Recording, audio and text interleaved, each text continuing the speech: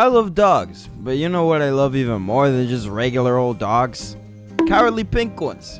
Wait, there's a show about them? It's no secret that Courage the Cowardly Dog is a fan favorite amongst many. A lot of horror fans today actually became infatuated with the genre since the introduction of the series. The fact that episodes would air in Boomerang, a network known for their fun and lighthearted cartoons, would only leave a bigger impact on the children who'd watch. Being one of the few kids shows to be labeled with horror in their description, the creator John Dilworth was praised for bringing his prior experiences into the world of animation, having claimed to witness a couple of paranormal events of his own and including them in his works. Courage would ultimately run for 4 seasons before sadly getting discontinued due to financial reasons. It really does suck knowing that the show never technically finished, but I'm still very grateful that it got 4 seasons in the first place, unlike other shows that have been discontinued before they could even shine. Inside job.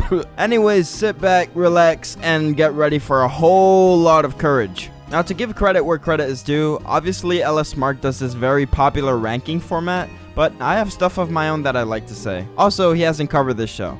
Plus, he's British. Before jumping into season 1, I'll briefly mention the original pilot to the show, which I got absolutely cooked for calling it a lost episode in a short I made a while back. So, let me clarify. I had never heard or seen it prior to research because it's not in the official series.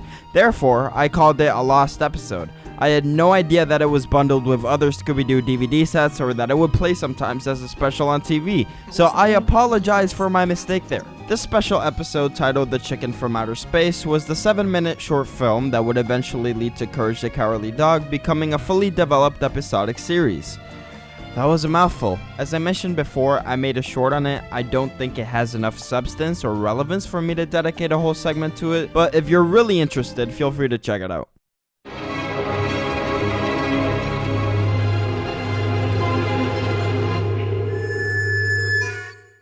We meet Muriel, a sweet old grandma, Courage, a friendly yet easily startled pet to keep her company, and of course Eustace, the bitter old husband. They all head back from vacation to stay one more night at Kat's hotel. After a devil-like cat infusion named Katz tells them that dogs aren't allowed, Eustace leaves them outside to stay for the night. We also see him scare Courage for the first time, which is a very common thing he does throughout the show, followed by his iconic remark of, "Stupid dog." In an interview with John, he says that Eustace was originally meant to blast Courage with a shotgun, but his network denied it from happening. Originally, Eustace didn't have a mask. He had a shotgun, and he would just blast Courage. Cartoons have been using shotguns, but now everything is too sensitive, and the comedy is gone. So I had to come up with another way, and I just made the mask. He was straight up calling them a bunch of babies, which I'm happy to see since I firmly believe artists should be able to express themselves freely. Obviously, if the subject is inappropriate, that's one thing, but John literally wanted to implement something that's been seen in shows premiered by the same network.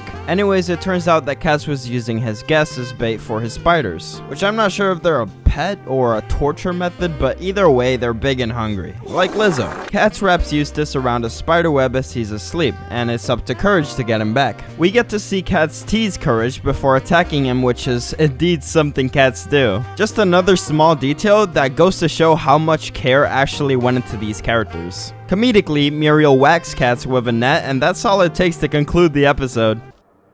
Come on, Courage. We're leaving.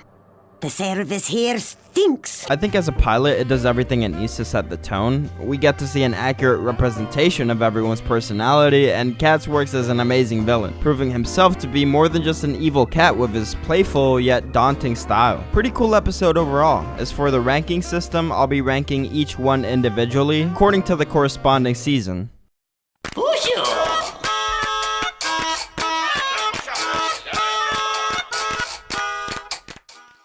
We see a Cajun fox preparing to make the stew of a lifetime, but he runs into a teeny problem when realizing that he's missing a very important ingredient, a grandma. Of course. So attempting to complete his meal, he wanders off in search of a big juicy Muriel. Courage obviously tries to get her back and fights against this evil fox in a Looney Tunes sort of manner. This was a pretty enjoyable episode that leveled down the horror elements completely, which I think is a smart move. I mean, if every episode was as terrifying as some of the ones we're gonna see later on, I don't think they would be as scary. But I think balancing everything out with comedy is the perfect amount of nuance this show needs. I was born lucky. You see? Go where?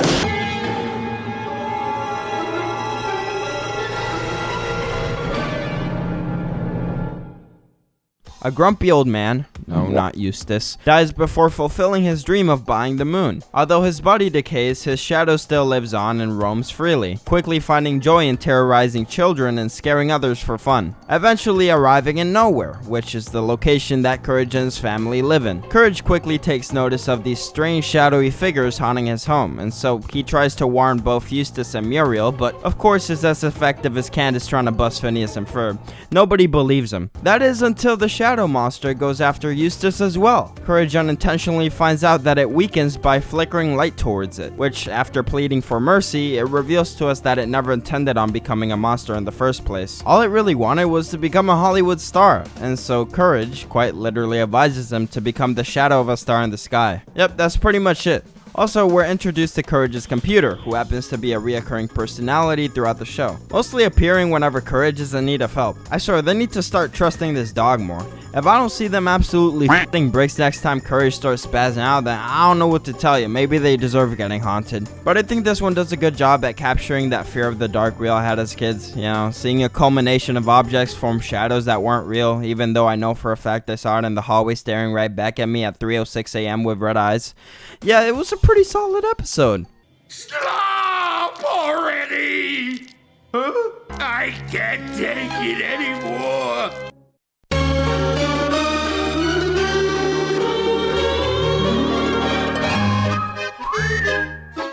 Eustace can be seen doing some construction work on his roof before causing a huge accident, knocking down a plank of wood that would inevitably land on top of Muriel's head. This makes her forget everything about everyone, including herself, giving her amnesia. After Eustace realizes that she forgot about Courage, he becomes content with this matter, going as far as embracing his sexist beliefs and telling her what to do. Something that definitely wouldn't slide nowadays, I'll tell you that. Muriel. Eustace.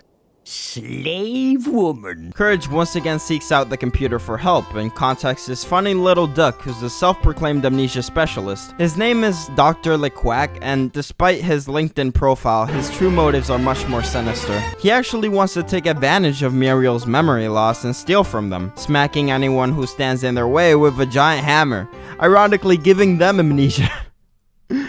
Courage basically calls the police, and eventually they arrest LeQuack. This episode felt like commentary on how irresponsibly late cops show up to take action on a matter, and it's something we should all appreciate, as sometimes a minute behind could determine a case between life and death. This message is also expressed in the episode Freaky Fred, but we'll get to that later. Another great episode, and so far there hasn't been a single dull moment in my opinion. Really good stuff.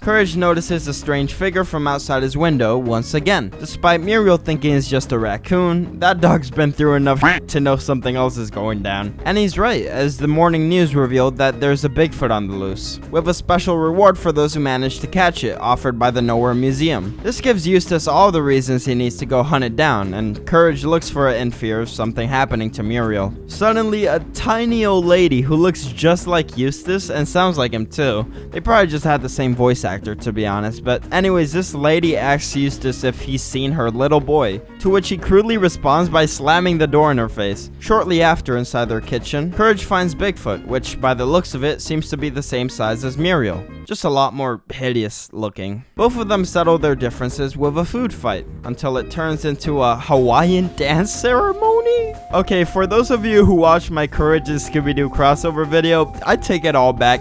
I now see that the ending scene is definitely something John would do. However, this makes Courage realize that Bigfoot isn't that bad of a guy. Sadly, it's too late for that, since Eustace brought together a whole mob to capture him. Or it. That always confuses me. Before things escalate too far, we see the little lady from earlier claiming Bigfoot to be her lost son. After a wholesome reunion, the world comes to peace once again. For the most part. Eustace selfishly detains Bigfoot, whose name is later revealed to be Theodore, and even his own riot rallies against him. Again, no complaints here. Even though every episode seems formulaic, they're still different enough to remain interesting. There's a little Bigfoot in us all, isn't there? What does this even mean?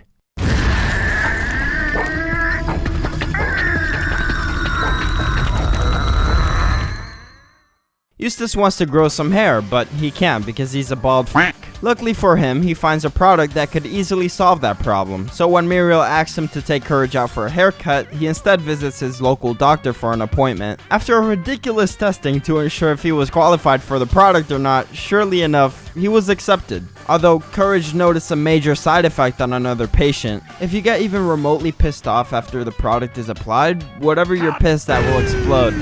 Yeah, maybe they should get prescribed a pillow pet alongside with it. Anyways, Courage obviously warns him, but that man don't listen. So throughout the episode, we just see him trying to protect Muriel from Eustace's grumpy ass. I think it's an okay filler episode, definitely the weakest out of all the ones we've seen so far, but it was still pretty entertaining.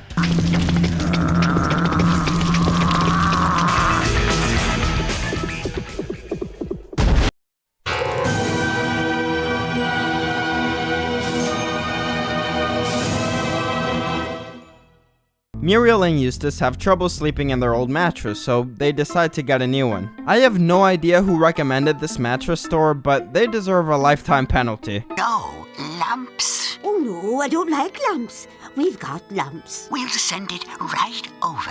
My address is... We know. Surprising to absolutely nobody, this mattress is inhabited by a demon, possessing Muriel after taking a quick nap that happens to be a lot longer than anticipated. I kid you not, I think I had a nightmare that felt very vivid about this very scene right here. But instead of Muriel, it was my own parents.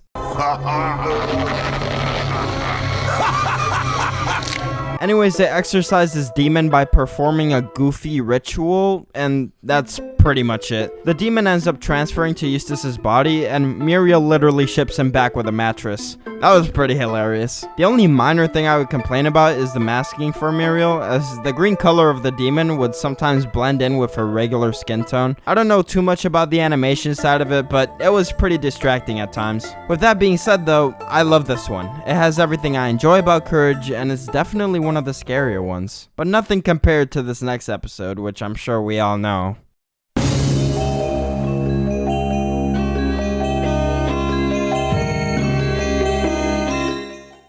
I hate and love everything about this episode. The whole vibe is so different from anything we've seen before. And from the moment that Fred appears on screen, which I can't recall a single moment he doesn't, I just wanted it to stop. But for the sake of formatting, I'll do a quick overview. Freaky Fred begins with our main antagonist, can you guess the name? Narrating his inner thoughts in rhyme, expressing his uncontrollable urge to cut hair, which he finds beautiful and compelling. His monologue is accompanied by a distinct and eerie background music that adds to the unsettling atmosphere of the episode. Fred, being Muriel's nephew, is coming down for a visit, but as soon as he arrives, we can tell something about him just isn't right. Whether it's his overly expressive grin or that intense stare he gazes upon with those green eyes. It's just straight up creepy. Muriel welcomes Fred to wash up in their bathroom upstairs, which also needs repairing since the door lock is broken. She sends Courage and Eustace to help him settle in, but Eustace, being a complete D-bag, locks Courage inside of the bathroom with Fred, quote-unquote accidentally, and tells Muriel that he's gonna go out and buy materials to get it fixed.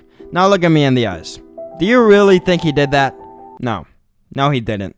Meanwhile, Eustace took a day off. Courage was completely shaved off and tortured by Fred. He was able to get in contact with the feds later on, and so Fred was sent right back to the psych ward. But oh my god, the tension in these 10 minutes alone was more unsettling than any recent horror movie you'd see in theaters today. Even that bit of silence after the episode ends is just absolutely terrifying. No, don't play the ukulele after that. And whatever that song was that played with the little kids singing. Oh my god, just get the out of my face, man. No debate whatsoever, this will rank as one of the best and scariest Courage the Cowardly Dog episodes. And I haven't even finished the series yet, we're still in season 1.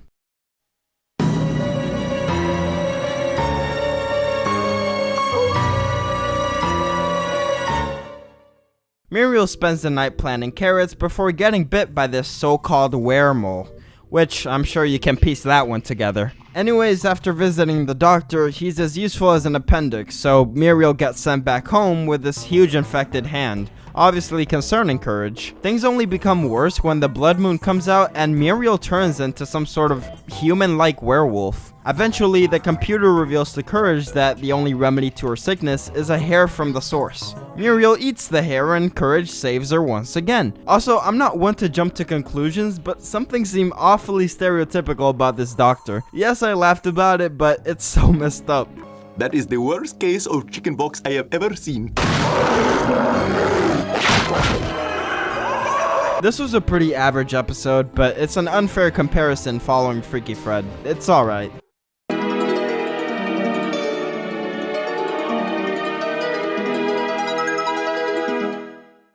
Courage is forced to go out with Eustace to visit his ma for Mother's Day. Yeah, that's pretty much it.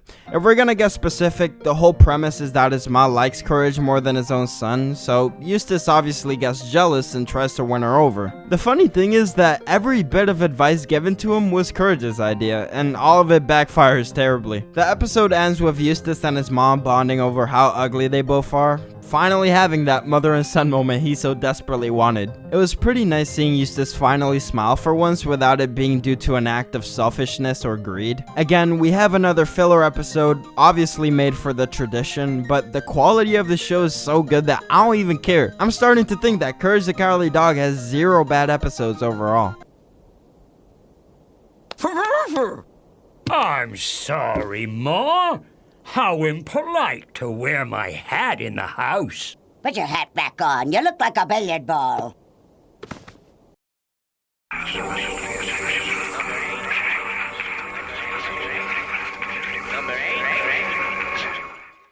Muriel gets abducted by a mysterious UFO in the middle of the night and meets alien ducks. They're also brothers, hence the name. Their mission is to use humans as tools to save their third brother, who was captured by a chef to make some duck soup. Kinda like the Cajun Fox episode, but this time instead of cooking Muriel, they went for a real food item. So, for some reason, Muriel was the perfect subject for this, and they decided to implant a device on her head that makes her act like a robot under their command. And you got it! Courage goes after her to save her once again, eventually confronting the ducks until they break down crying and ask for help. So Courage comes up with a very simple plan to go inside and tell the chef to make something else.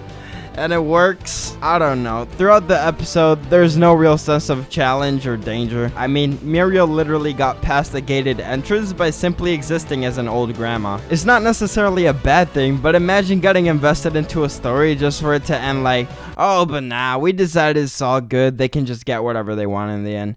Like, it just makes you think, damn, I wish I had a little more than that, you know? I also mentioned that the fight sequence between Muriel and Eustace is really cool too. I don't know what song they used for the background, but it gives the scene that much more charm. It's a great episode, but not good enough to compete with the greats of season 1. I just know somebody's gonna take offense to this, but remember, it's my opinion. The right one, of course, but an opinion nonetheless. Oh, so you don't have all the answers, eh? Just leave me alone.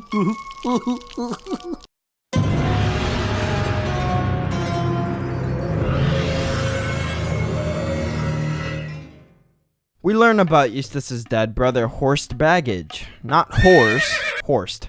I got that confused too. Apparently, Eustace is salty because he never got any of his brother's inheritance money, but all of that changes after Courage coincidentally finds it buried right in front of their house. At least that's what Eustace believed. Despite trying to open this box, he failed miserably since he was trying to do so without the key. On the verge of quitting, suddenly a special commercial airs on TV. It promotes this lady named Shirley who claims to be a necromancer, offering her services to those who call. Eventually, greedy old Eustace comes around and demands that key from his brother. Although before he does, Shirley warns him that if he calls for personal gain, there will be serious karma headed his way. His brother also warns him of this, but to no avail. After lots of yapping, Horst tells Eustace that the box key is inside his hat. When he opens the box, a hissing spirit comes out to give Eustace a warm hug and tell him that he's forgiven.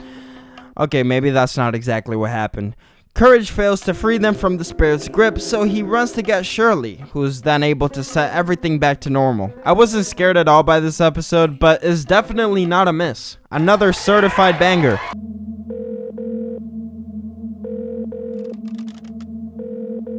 The party is not answering. He never took my calls.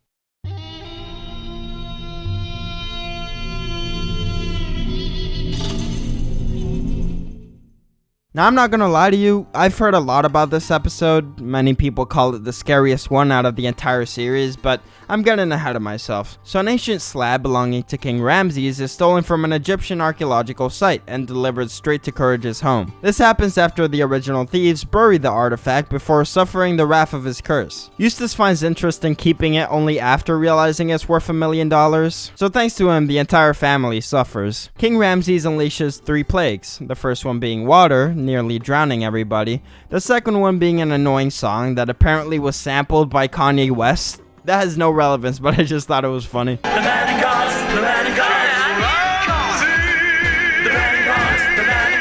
I don't understand how they literally give less of a reaction to being drowned than when listening to King Ramses' mixtape. Anyways, the third plague is the same one that killed the original thieves, which happens to be a swarm of man-eating insects. Kinda like the nematodes from SpongeBob, but like 10 times worse. Right before it's too late, Courage convinces Eustace to hand over the slab, as it's not really worth their lives. Despite Eustace going back for it afterwards, that's pretty much how the episode ends. Now, I might be cooked, but I didn't find this episode scary at all. I know, I'm sorry. I kinda do wish I was scared of him, but I just don't get it. I still think Freaky Fred takes the cake for being the most terrifying villain so far. King Ramses at the end of the day just looks like a failed Blender project to me. It's still a good episode, just way overhyped in my opinion. Something I forgot to mention, but I do think the King Ramses episode does deserve some praise for, was the fact that Muriel genuinely felt threatened by the villain. She wasn't oblivious to the whole situation like in any other episode. Like, there was genuine fear and a sense of danger. Which, now that I think about it, that might have been a reason as to why this episode was so scary for so many kids. Like, back then you could watch it and just think to yourself, I saw just a cartoon. Look, Muriel isn't even reacting to the whole buffoonery that's going around, but in this King Ramses episode, like, you can genuinely tell that she's fearing for her life. Anyways, that's just a side note that I thought was cool, and you know, I thought it was worth mentioning. Return the slab, or suffer my curse. What's your offer?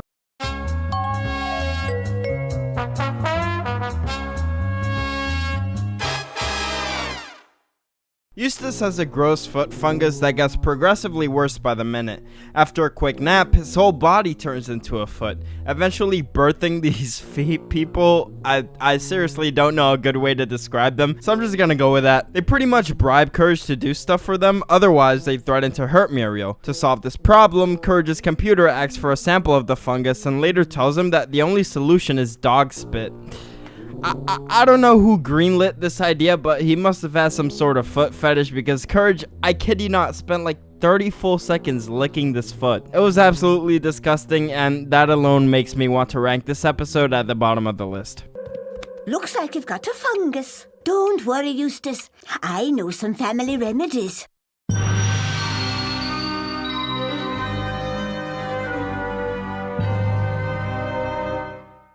A very ugly hunchback creature walks in town during some stormy weather. Although it seeks for shelter, nobody wants to let him inside their home because he's absolutely disgusting. Just look at that thing. Even though he may not be too flattering from the outside, he shows to have a pure heart. In fact, he's likable enough to become another one of Courage's friends. However, this couldn't be any further from the truth for Eustace, since he was the first one to reject the hunchback from entering their home. As Courage went inside their barn to grab Eustace's raincoat, he stumbles upon music coming from upstairs, shortly realizing that the hunchback was lurking there ringing bells.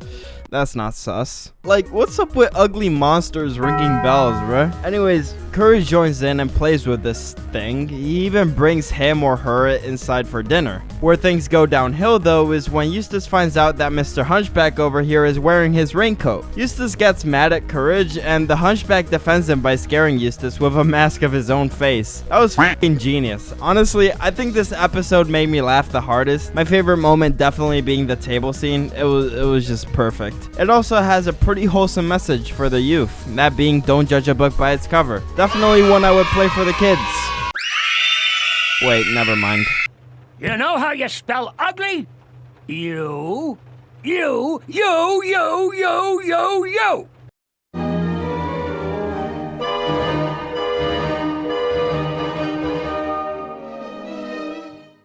A goose god can be seen longing for love until he spots Muriel from above the clouds. Despite his best efforts to raise her up, Courage pretends to be Eustace competing for her love, since the real Eustace is actually too busy fixing his truck. I don't think he even acknowledged the goose one single time throughout the entire episode, but I guess that's the whole point, to show how oblivious and careless he is. The goose and his tactics don't work, so he ends up taking her by force, to which Courage tries to tell Eustace, but he ends up scaring the living out of him instead, honking the truck's horn and accidentally giving the goose some sort of weird for it. So he ends up taking the truck instead of Muriel. It kind of reminds me of that one My Strange Addictions episode with the guy who had with his car.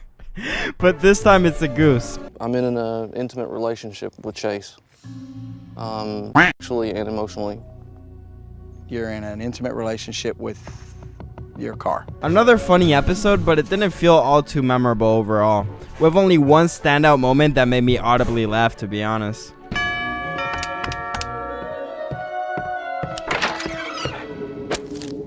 Eustace and Muriel! Eustace and Muriel! Eustace and Muriel!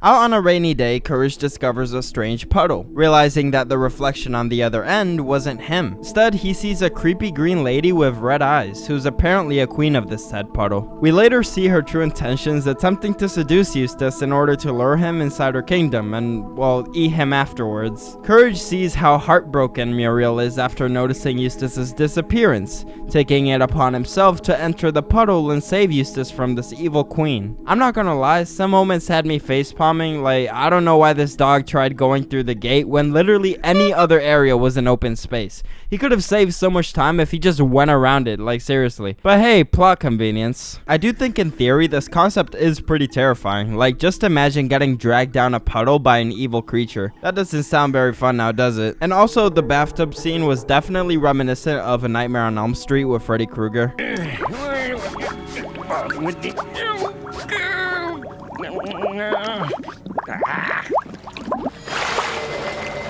I'm not sure if that was intentional or not, but I enjoyed this one. You're back! Oh, Eustace, you're back! Where have you been? Ow! What did I do?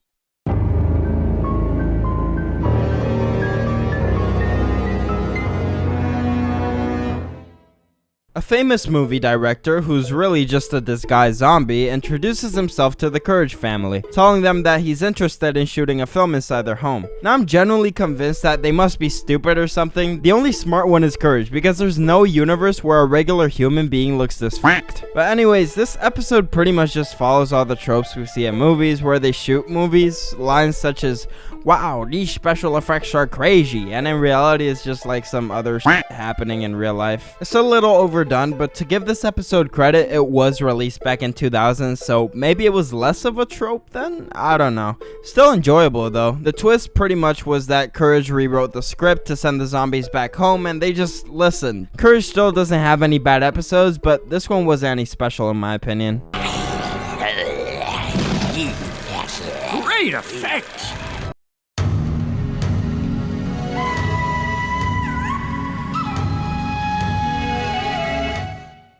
It's a snowy day, and Courage is sent out to find wood to keep everyone warm. However, he ends up stumbling upon a snowman monster who wants to steal their genes in order to avoid melting, as all of his previous ancestors have died because of this. Honestly, kind of a sad villain origin story, and I don't blame him for trying. But anyways, he comes very close to pursuing his plan before getting stopped by Courage in what I personally think was a pretty sloppy animation sequence. I mean, just by looking at the screen, it's kind of hard to make out what's actually happening.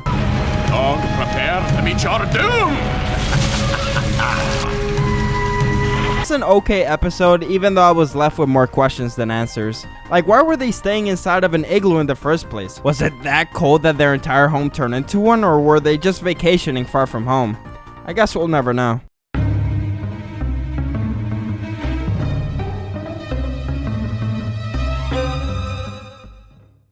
How many fucking ducks are in this show?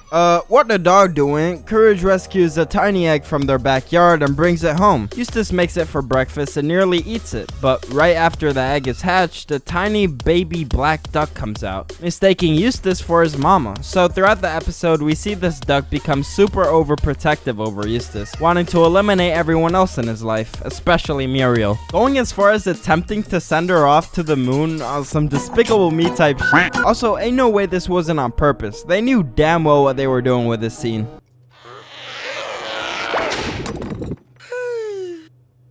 This episode was inoffensive and fun. I know I sound like a broken record sometimes, but their streak is still going strong.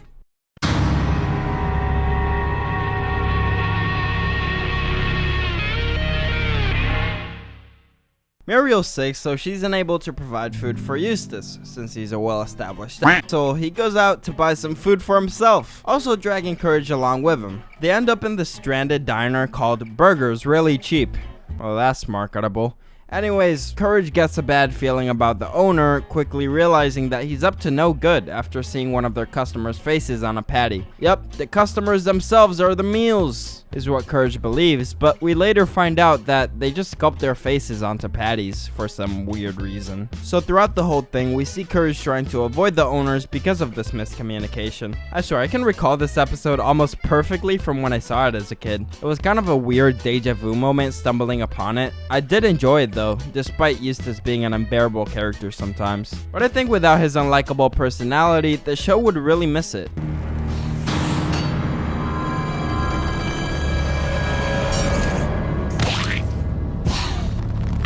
What the fuck?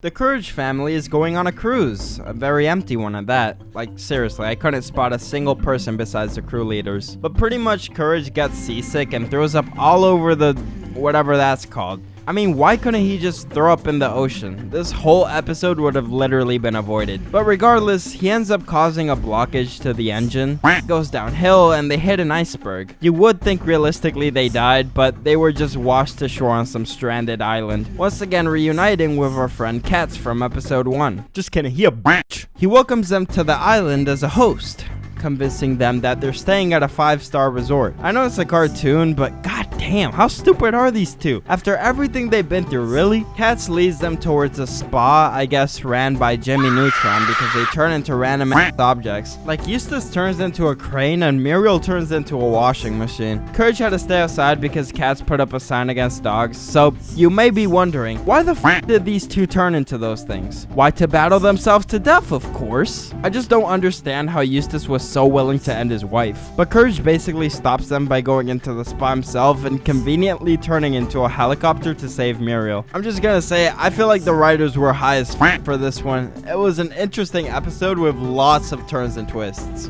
Hey! That's my chair! Finders keepers. Oh! Now look what you made me do!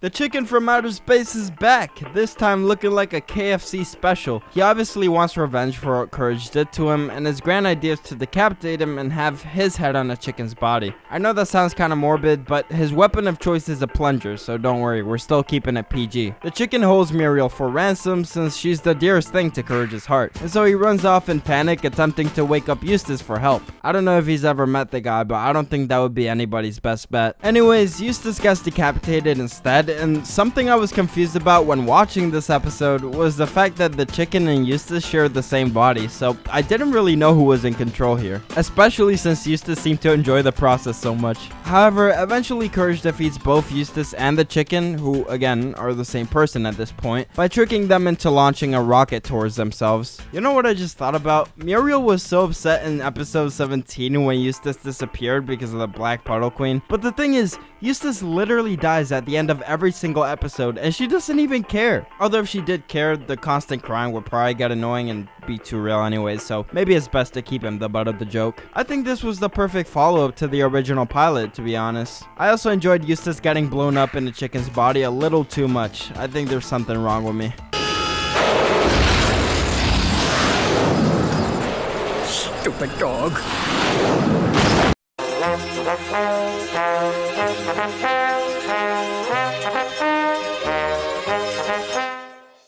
I really did think this title would elaborate on the premise of Nowhere like the Scooby-Doo crossover did, but instead we get another filler episode on evil eggplants. Essentially, Courage is told to dig up a new well since their old one dried up. In doing so, he finds an army of eggplants that want to end Muriel for cooking people of their own kind. Courage dresses up as one for Rule 34 purposes. No, I'm playing. He dresses up as one to warn Muriel that they're after her, but that's what he always does, and it never works. Despite this, the eggplants mistake him as their leader and follow his every command, in reference to Simon Says. Until two of them notice the tag on his costume, which was pretty funny, I'm not gonna lie. After this revelation, they go back to their original plan of attacking Muriel. Courage saves her by finding water and bringing it to the well in order to attack these eggplants. But they're plants, so it did them more good than harm. That's pretty much how the episode ends, besides an irrelevant eggplant competition they have afterwards, but that's not important. I didn't really get a lot out of this one. It was fine. The great eggplant says, do this!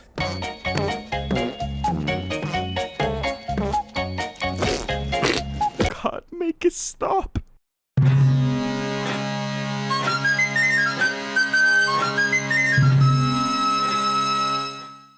Courage repaints Muriel's chair with what he believed to be paint, only to later find out it was actually super glue. After a big tornado was announced to hit Nowhere, we can see both of them panic, as Courage struggles to remove her from the chair. Meanwhile, Eustace remains knocked out from being constantly hit on the head throughout the entire episode. It's kind of like a running gag. Or should I say, a stagnant gag, because he's immobile.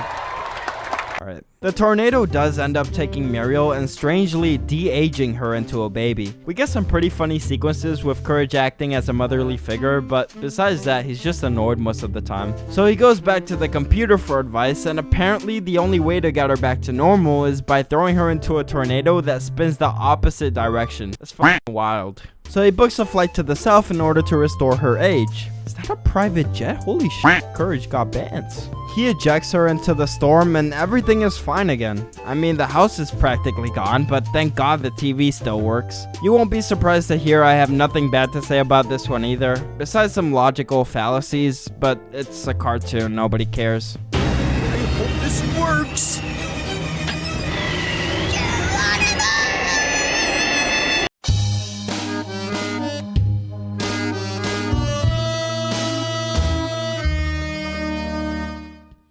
A small alligator that goes by the name of Fusili offers Muriel and the rest a once-in-a-lifetime opportunity to become a star, giving them roles to act in front of an audience. Or maybe he's schizophrenic, I don't know. Courage actually isn't skeptical, which is a first, until he sees what truly lies behind the curtains. That being a closet full of Fusili's victims turned into marionettes, indicating that Muriel and Eustace are next. Before being able to stop Fusili though, he arrives too late, as their transformation is already finished. Something super eerie about this episode is the fact that even after they make it back home, they actually never turn back into their regular selves. Obviously, this is an episodic series, so they're just gonna be back to normal in season 2, but it's still pretty unsettling to think that they could have just been stuck like that forever. I saw that many people found this particular episode to be terrifying as a kid, and I can see why, but for me personally, it doesn't rank at the top of the list. By the way, I'm ranking these based off of enjoyment. It just happens that the scarier the episode is, the more I enjoy it.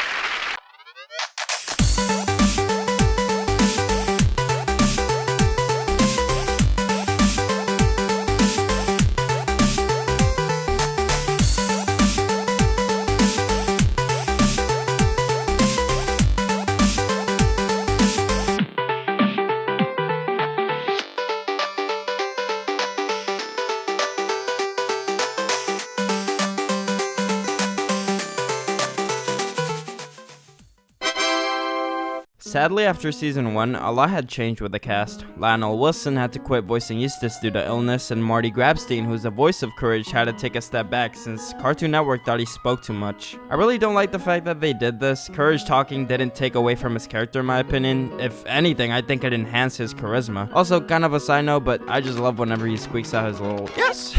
I think it's adorable. Also, I'm dropping the YouTuber voice. I have no idea why I felt the need to be so loud, and it was kind of hurting my voice keeping up with it. It's like an instinct to be cringe, I don't know. Anyways, back to season 2.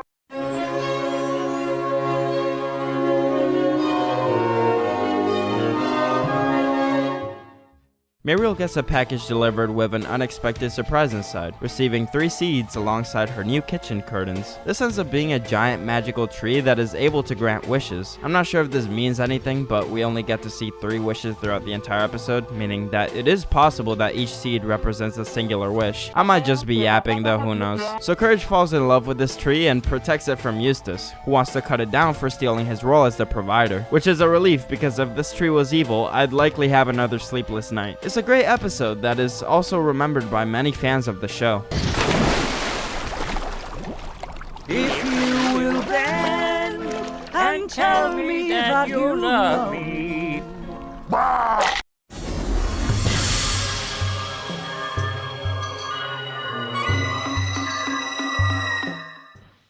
A robot named Randy gets ridiculed and humiliated for not sharing the same desires as his peers to conquer the world. Instead, he dreams of carving wooden reindeer figurines for a living, yet everyone sees him as a failure. In order to prove himself, he's told to conquer the Earth, where he ends up invading the town of Nowhere, more specifically, the Courage family, forcing them to work for him in order to glorify his name. That is until Courage discovers his true passion and becomes bold enough to challenge his ways. How does he do this, you may be asking? With a dance-off, of course. Which, let me say, by the way, the robot is kind of a one-trick pony and stiff. You heard it here first on the Oppi channel. But yeah, Courage crushes him, or better said, his self-esteem, as now he thinks he's even more of a failure than before. Thankfully, Muriel's encouraging words towards his art inspired him to keep going, even going as far as starting his own business in outer space. I love this episode and the message behind it too, definitely ranking at the top already.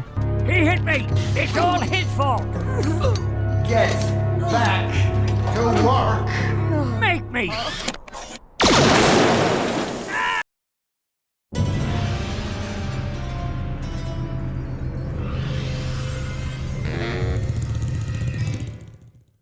Remember Shirley from episode 12 season 1? Well, she's back, now asking for some spare change. Looks like they didn't meet their budget with the last episode. Both Courage and Muriel give her some generous donations, except for, you guessed it, Eustace, who actually slams the door in her face when she acts. Not the best look, Eustace. Hope you didn't plan on having an online presence. Anyways, due to this, Eustace gets cursed by Shirley for his lack of generosity, spawning a constant rain cloud on top of his head. On his birthday, might I add. This results in Eustace having the worst few days of his fucking life, and that's saying something. The only way to stop the curse is by Eustace showing some form of generosity, which is practically impossible, so Shirley gives Courage a silver mirror, because if he'd be kind to anybody, it'd of course be towards himself. After this, we get to see the first and probably last time Eustace is actually kind to somebody, even if it was a smaller version of himself. The curse is removed and all is well, until he acts like a complete prick again and f***ed it all up. It was cool seeing a new side to Eustace, and honestly I wouldn't mind seeing more of it in future episodes, even though I doubt that'll ever happen. Also, Eustace either has 0 friends or there's literally like 3 other people that live in Nowhere. Bro invited his doctor to his birthday party.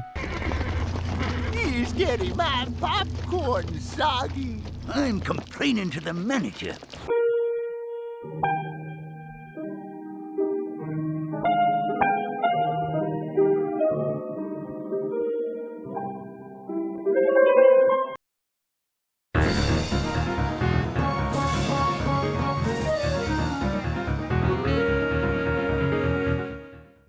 Muriel gets invited to New York City. Oh boy. After winning a sitar contest, she receives an invitation to play out in the big city, obviously bringing out Eustace and Courage alongside her. As soon as they arrive, they're greeted by a talking roach named Schwick. Where are you from? Bushwick. You can call that Bushwick, but not me. Me, you call Schwick. Just Schwick. My bad, gang. He brings them quote-unquote backstage, but in reality it's just a sketch room, showing that Schwick is nothing but a good-for-nothing filthy criminal, threatening Courage to pick up an ominous package for him, or else he would unleash something evil. Throughout his search, Courage arrives at the written address, which leads him to a haunted apartment complex. Here, we get to see a scene that rivals Freaky Fred. And if you're a fan of the show, you probably know what I'm referring to. In order to find this package, Courage has to check every door of this apartment to see which room contains the box. In one of the doors, he stumbles upon a little girl playing her violin and facing her back. Courage finds this sweet until she turns around and turns into this claymation diabolical creature. If you have ledomotophobia, which is essentially the fear of claymation, there's no doubt in my mind that you soiled yourself. It's okay, Rudolph, we understand. This is definitely the highlight of the episode, as small and insignificant as it is, but to finish off the story, Courage brings the box over to Schwick, raising the suspicion of a police officer beforehand. The cop ends up capturing Schwick in the midst of Muriel's sitar show, and that's episode 4, season 2. Not bad at all, and a refreshing scenery change from nowhere too.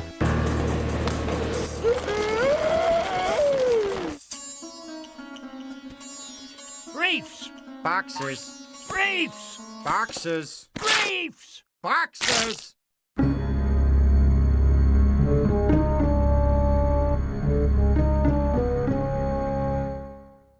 Courage's home is invaded by a burglar named Basil. Strange that this is the most normal thing that happens in the show. We quickly learn that he's got some sort of mental thing going on, as he believes the Courage family to be his own, calling Muriel Mama Mashed Potatoes, Courage Nigel, and Eustace Uncle Twinkle Toes. Now, jokes aside, I was looking into what disorder this could be, and at first, I thought it was reactive attachment disorder, which is basically when children don't feel attachment to their caretakers. But it never said anything about negligence or misplacing their trust on other people, so I scrapped that. After looking again though, apparently he just has dementia, so it's not that deep. Anyways, the Courage family takes advantage of this fact and convinces Basil to leave his life of crime behind. So now he massages electric eels? You know, these antagonists have some pretty interesting hobbies. Like first Robot Randy carving reindeers, and now this. These people need to be studied. A pretty good episode. It's almost filler, but it has enough going on to make it slightly above that criteria. A fun one overall.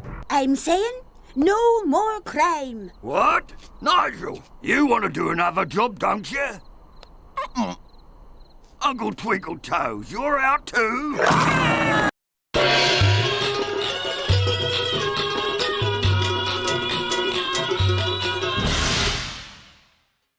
I've never been a huge fan of Imperial types of episodes in cartoons, and unfortunately, this one is no exception. So an asteroid hits the Earth and forwards it like 3,000 years into the future, or more accurately said, I guess like around 2,000. So basically, Courage finds out that the world got colonized by bananas. I think I'm genuinely convinced that if John runs out of ideas, he just thinks of random fruits or vegetables to make an episode about. But Courage discovers that the king has been luring bananas into this royal palace called Banana Hollow, where inside lurks a huge monkey-like thing that eats them. The twist is that the king is a monkey himself inside of a banana costume that was working alongside this, what even is that? But after Courage finds out and tells the public, they rebel against the king and attack his uncle for being the mastermind behind the plan. And this random monster from outer space hits another asteroid with his tennis racket. What is going on, man? And sets the Earth back to normal. I think this is the first episode I genuinely didn't like. I felt like it lacked a sense of direction, and that resulted in it being a pretty boring episode for me. It did pick up a little bit in the second half, but not enough to make me say I enjoyed this one. There were way too many unfocused narratives going on. I'd be surprised if any episode ranks below this one. Welcome to Banana Hollow.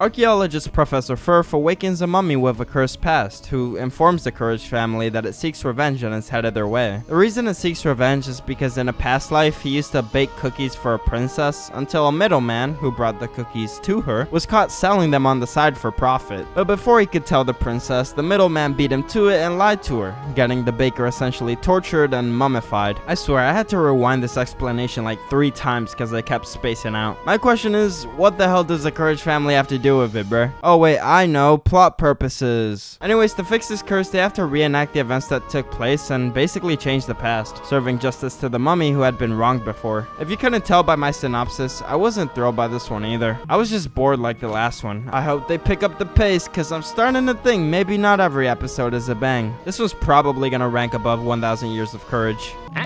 Can't be hypnotized. I can't be hypnotized.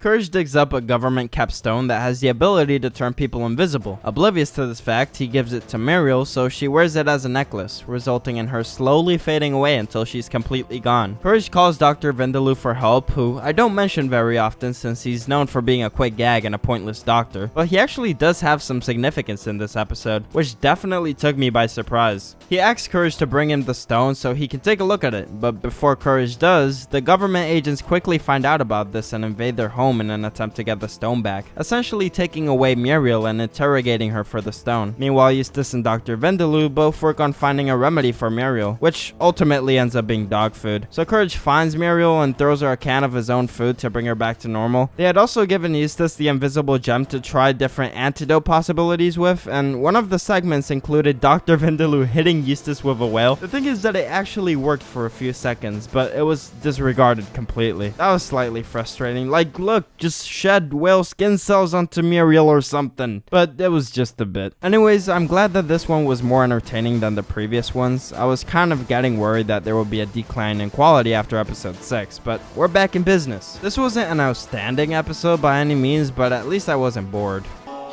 What did you say was in that sandwich? Lousy stinking dog food. That is the antidote. Lousy stinking dog food. Before moving on to the next episode, I couldn't help but to notice the name Quack in Dr. Vindaloo's office door. So could that mean Dr. Vindaloo is working for Le Quack? I guess we'll have to find out.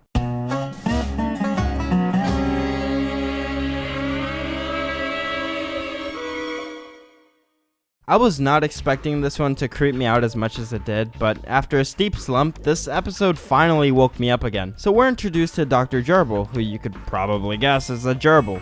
He's posing as a salesman who offers Muriel a new vacuum cleaner, at a very convenient time, might I add. Although Muriel believed it to be luck, the opposite would prove to be true as Dr. Gerbil sucks them up, and brings both Eustace and Muriel to a secret lab, where he uses people as test subjects for his experiments. If this all seems kind of ironic to you, that's what John wanted. If you look at the Courage the Cowardly Dog wiki, under this very episode, you can find that John wanted to try playing around with the idea of switching the human scientist for a guinea pig, and I can't help but to wonder if that has anything to do with his outside belief system, thinking that animals deserve as much respect as humans do. If so, I think that's pretty cool, honestly. I mean, it's clear that he's an animal lover, so it wouldn't be a shock to anybody.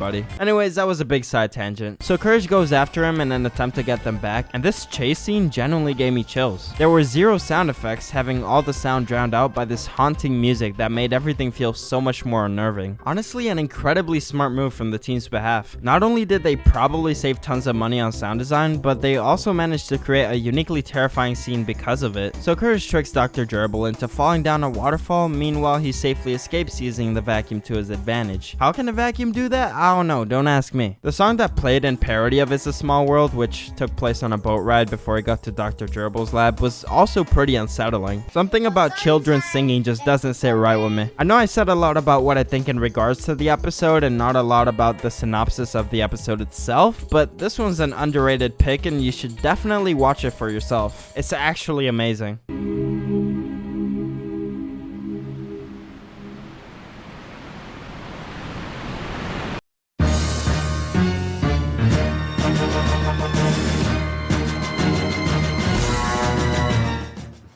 Muriel gets offered a timeshare in outer space, which is basically an offer to own part of a vacationing property.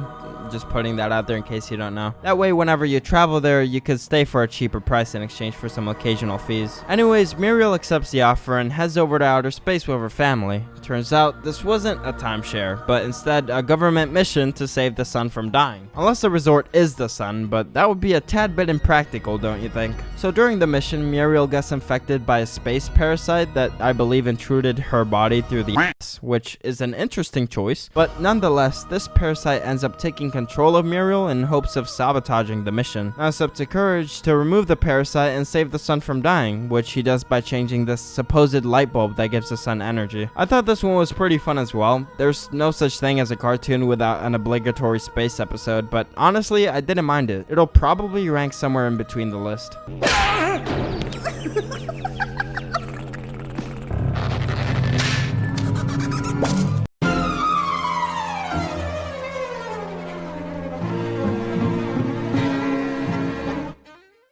I mean, the title pretty much says it all. What else can I say? So this extra named Dai Lung, who I had no idea was given a name until further research, tests out this scientific formula to see if he could turn Courage into a bull. Insert the reason here. The experiment fails and he actually ends up turning Courage into a fly. There was also this side plot line that I didn't really care for about a janky satellite falling from outer space. The government gets involved once again, which I can see that they're trying to make us really love these agents by giving them more screen time. I mean, they've been appearing non-stop for like 3 episodes straight at this point. But it's like this whole thread because the satellite is destined to land where the Courage family lives. I just can't even feel immersed when these characters have literally been crushed by worse things for a quick gag before. But I'm supposed to care if they dedicate an entire episode to something much more minuscule than what they've dealt with in the past? I don't think so. It was entertaining, but for the sake of ranking, I might place it on the lower half of the list.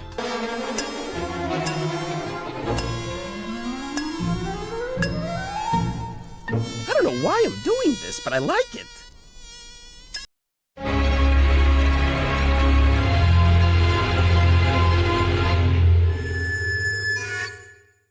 Cass and Muriel are both competing in a sweet stuff contest where they have to make a batch of some sort of dessert for the top prize. Cass, being the malevolent animal he is, he cooks up a candy monster of sorts to kidnap Muriel and Courage with the intent of stealing Muriel's secret recipe. I don't think I mentioned this in episode 8, but her secret recipe has always been vinegar. This woman probably adds vinegar to her cereal too, I wouldn't be surprised. Anyways, Cass threatens to turn both Courage and Muriel into taffy if they don't give out the secret formula. Luckily, Eustace comes to the rescue. For the first time ever in this series, he's actually useful, fighting off Cats and defeating him once and for all. I'm just kidding, he's a very well established villain in the series. I was 100% expecting for Eustace to be the one to fall on the taffy, but I'm glad they decided to do something different with his character. If you're really curious to who won the Nowhere Sweets contest, spoiler alert, it was Muriel. Of course it was Muriel. Cass turned into a block of taffy. This one was kind of a low-key banger, the highlight definitely being Eustace fighting Cass again. It was almost like a sequel to their previous duel. Good shit. Hey, that's Muriel's boot! But it looks good on you!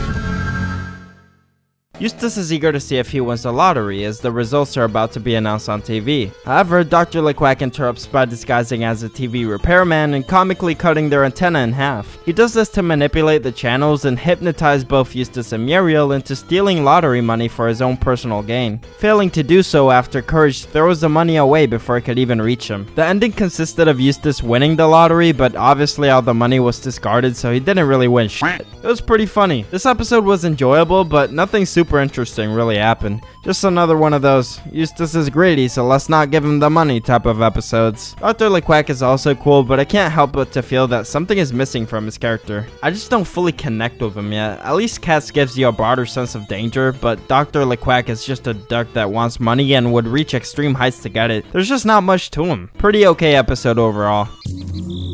Well, howdy. Golly, a clown.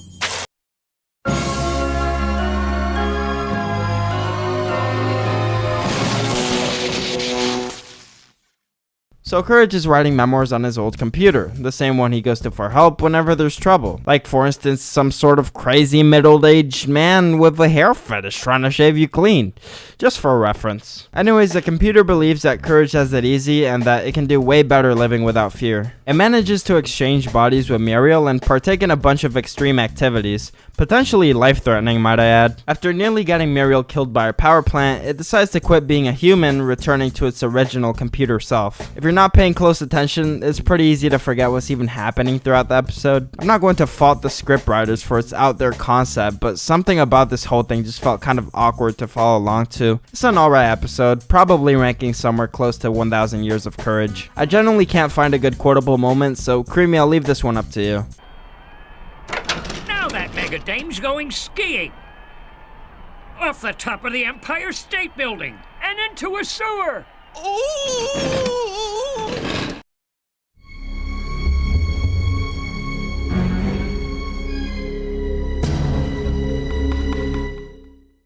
Muriel has a very rare and special blood type that the government is interested in exploiting. After realizing there's a shortage in funds, they figure out that the reason as to why is because they don't have enough test subjects who have the same blood type. So what do they do after Muriel rejects her bribery with money? Why, kidnap her, of course. Turns out that the person behind the entire operation was actually Eustace's mom. She works at this place called Growth Industries where they test out hair growth methods. Pretty self-explanatory. And Courage gets Muriel out by basically shaving her free. These concepts keep getting weirder and weirder, man, I swear. This one's kind of boring. The only part I thought was funny was when Dr. Vindaloo gets absolutely dripped out after losing his integrity. But besides that, bleh. Muriel bag? No, I cannot tell you anything about her. It would be unethical to reveal my patient's personal information. So please don't call me again unless there is big bucks involved. Did I say that out loud?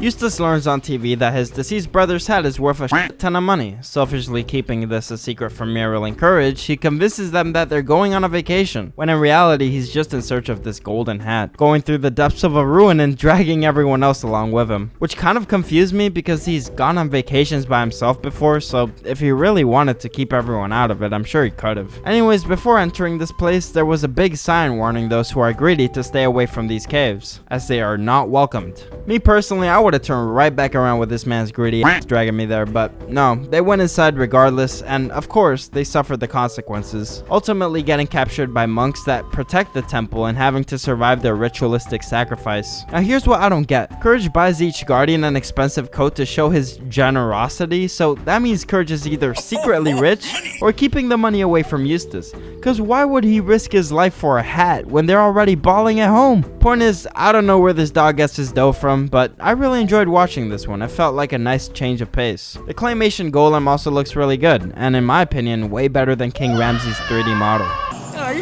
love me when I'm rich.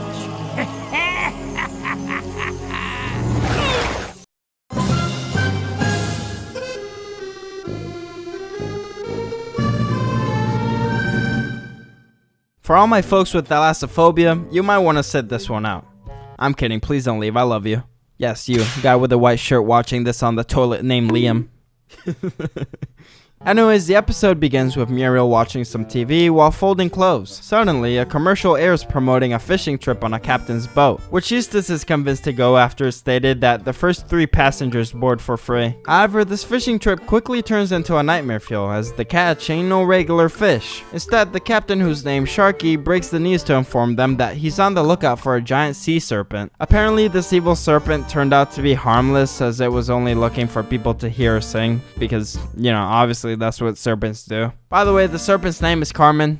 Do with that information what you will. The captain still attempts to capture Carmen, but Courage is like, wait, maybe she's not that bad after all, and so he goes against the captain, allowing Carmen to roam free. I've always been a sucker for underwater sea creatures, it's always intrigued me. I don't know why, maybe it's because I'm autistic, but this was another fun episode to go through nonetheless. Well, then where's the catch you promised? Aye, the catch is you're either working as me crew or I'll be using you as an anchor.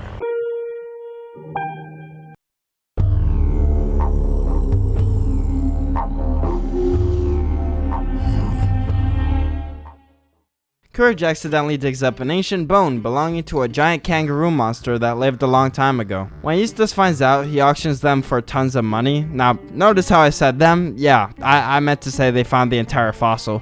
The problem begins when Eustace falls off of the rooftop of his home and fractures his entire body. Luckily, we have Dr. Vindaloo to help, performing a surgery on Eustace where his spine is replaced for the kangaroos, resulting in Eustace turning into the kangaroo himself. With all this power, he decides to pretty much take over the world, and Courage has to go through the same procedure in order to defeat Kangaroo Eustace. So the way that Courage defeats Eustace is actually pretty hilarious. He feeds Eustace a ton of croissants until he's too fat to stand on his own feet. So he ends up falling off the Eiffel Tower and ultimately drowns in the Seine River. I love this episode. It had a ton of memorable moments, and some of my two favorite characters, Eustace and Dr. Vindaloo, shared the majority of the screen time. One of the funnier ones we've seen in season 2 so far.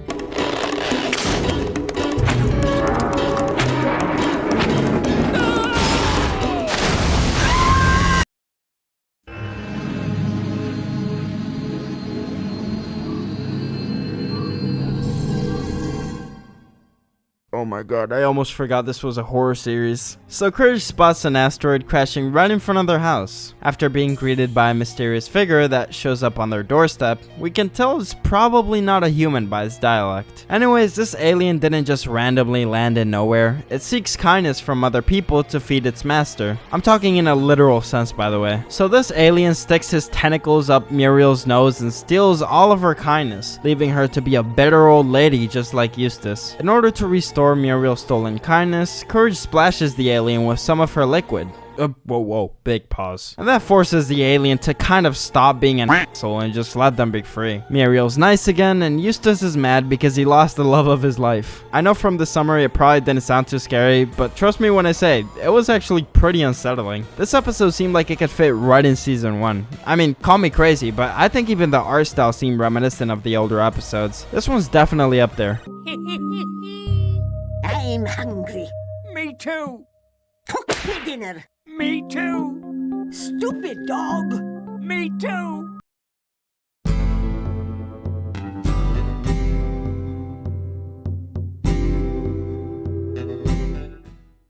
Our first dream sequence episode. I'm kind of surprised we're seeing this towards the end of season 2. Muriel is reading Courage a bedtime story that sends him over to the Wild Wild West, where he's maliciously promoted to being sheriff by the mayor. Holy shit, is that John Pork?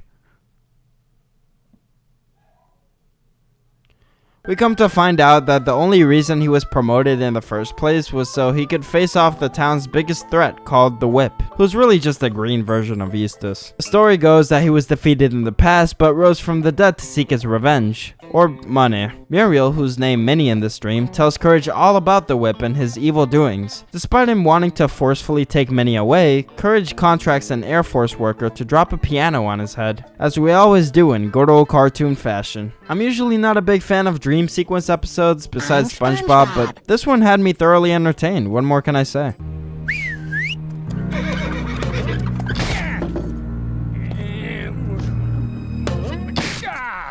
What kind of cheap horses are they making nowadays?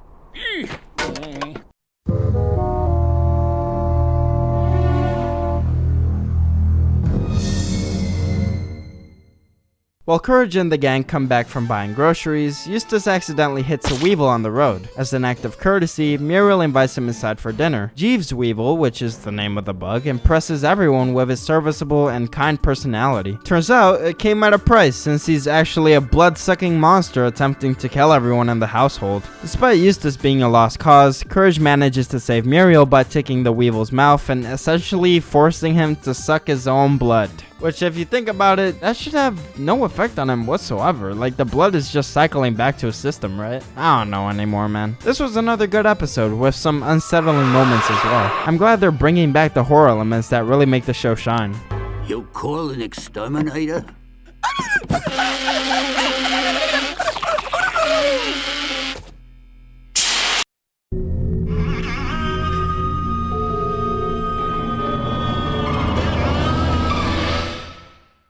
Unexplainable things are happening to Eustace, getting unavoidably hurt by Muriel from random acts of kindness. This creates resentment between the two, and Courage takes it upon himself to fix the relationship. He becomes a quote-unquote licensed therapist, despite him getting his degree in less than 5 minutes from a computer quiz. John seems to feel very strongly against these type of therapists. I mean, throughout the episode, he pretty much makes that abundantly clear. But anyways, back to the point, we come to find out that the reason bad stuff keeps happening to Eustace is because he's being haunted by a woman ghost, who's mad because her husband was apparently fed by one of Muriel's aunts to the Loch Ness Monster, which is fucking insane. And how do you even get away with that? So in turn, she wants to ruin their marriage as well. Mama Eustace also has a role in this episode, essentially telling the ghost how it can fuck up Eustace's life even more. Courage defeats the ghost after getting Mama Eustace to reveal that her aunt was actually the one to kill the ghost's husband, resulting in the curse being passed on to her. I swear, this ghost is like 2 FPS as well. I'm not sure why they couldn't add more frames to her. This was a good watch. I wouldn't mind seeing it again, honestly. Not ranking at the top though. I feel so inadequate.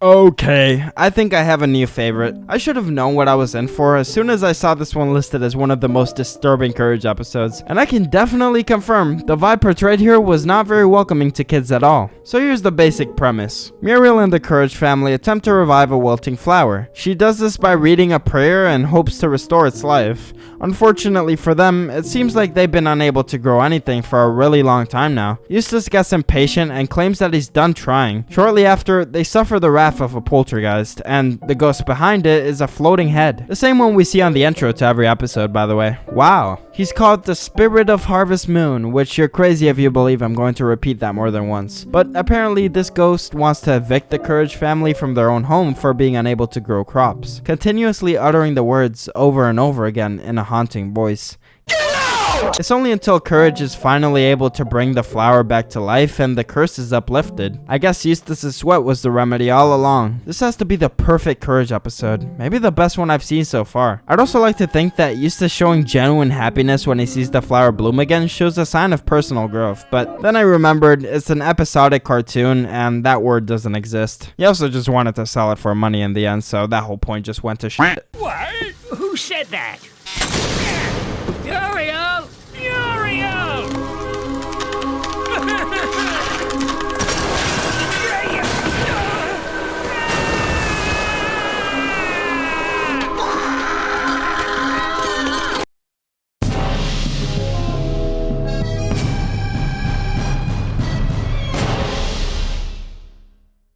The only reason I'm slightly disappointed is because this episode is no House of Discontent, but it is a Sand Whale Strikes. If you don't know what I mean, don't worry, I don't either. Everything starts off pretty normal until all of a sudden, a spiteful whale absolutely wrecks the Courage household. The whale believes Eustace is the holder of it, when in reality, it was his father's, Icked bag. This results in both Muriel and Eustace getting eaten up by the whale. Thankfully, Eustace revealed that Mama Eustace had the accordion before getting gobbled up, so Courage was able to track her down, because he himself never seems to get the short end of the stick. Although it was mutually agreed upon to return the accordion to the whale, she just wanted to capture it and sell it for money. Like mother, like son, I guess. You could probably guess how the episode ends. A. Eustace gets down and hits the gritty. B. Courage eats the whale. Or C. Mama Eustace gets eaten by the whale. It's C. Of course it's fucking C. I mean, seriously. I thought this episode was great, honestly. Although some of these ideas are way too creative. I just know for a fact John's smoking trees behind closed doors. He's gotta be. We're going after whale.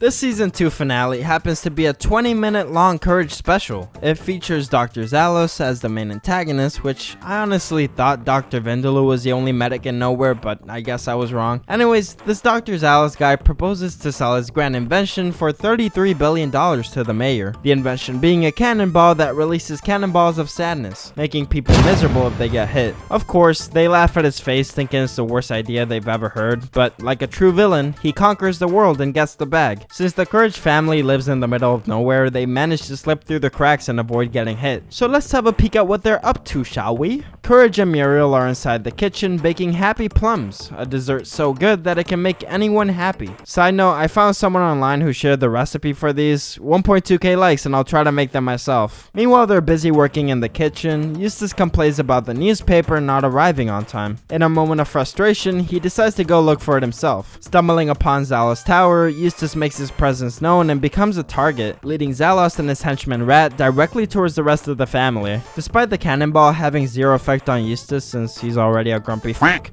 Muriel ended up getting hit and lost her source of happiness. Courage was also adorable, man. He really tried taking the bullet for her. Unfortunately, it was too late, and by that time, Muriel had already fallen into a deep depression. In order to bring her back to her regular self, Courage teams up with Eustace to try and find the cure. Turns out, Courage had the cure all along, that being Muriel's happy plums, as they're later infused with Dr. Zalos' secret cannonball formula, restoring peace and happiness to the world once more. Even Zalos finds joy in Muriel's plums. So apparently John was inspired to make this episode after going through his own depression, which I'll always think is pretty badass to create something new out of your own personal experiences. I personally believe that's one of the most beautiful things you can do in life. Also, I forgot to mention in the episode, John Pork makes an appearance, guys. John Pork is back. Every Courage episode usually feels slightly rushed towards the end in order to conclude the story, but I think this runtime was perfect and it allowed for the progression to flow more naturally. Overall, I couldn't think of a better send-off to finish season 2. Here's the ranking.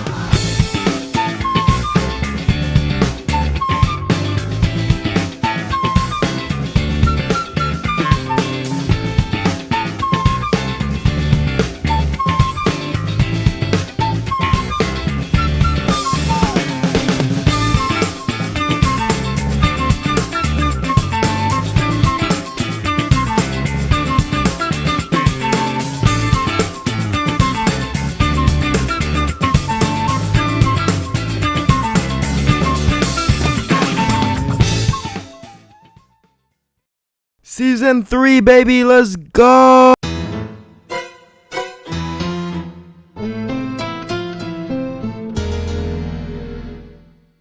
So we're introduced to Maria and Mano Ladrones, which, as a Hispanic myself, I can tell you their last name literally means thieves in Spanish. This couple manages to evade the police after getting chased down and end up staying outside the Courage family's backyard, maliciously plotting to essentially ruin their lives. Maria is the one who introduces herself to Muriel, and Courage quickly takes notice of Mano's suspicious hand. Things turn out even worse after Maria asks Muriel for her deeply personal information. After Muriel shows Maria how to style her hair the same way she does, the intentions become clear. We come to learn that Maria and her husband Mano want to steal Muriel's identity. Since they're already on the police's radar, the chances of landing near their vicinity was something they were opportunistic about. Shortly after their disappearance in the middle of the night, the police come knocking at the door to arrest Muriel for stealing valuable jewelry. Obviously, since this wasn't the case, Maria and Mano were shortly spotted after and taken care of by the police. Before this, we had a pretty cool chase sequence with Muriel and Courage trying to get the diamond back. You probably noticed there was no mention of Eustace whatsoever, and that's probably because he didn't play an important role in this episode. He was just sitting there watching TV the whole time. I guess the purpose he served was to make another cheap joke about the TV having great sound effects. So do I think this is a mind-boggling Kickstarter to season 3?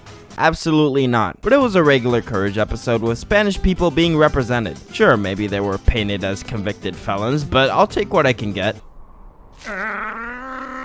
Dumb dog! You broke my TV! Ouch! I guess the only thing I can see without my glasses is Eustace's big, shiny head. Also, what is this horrid new CGI outro?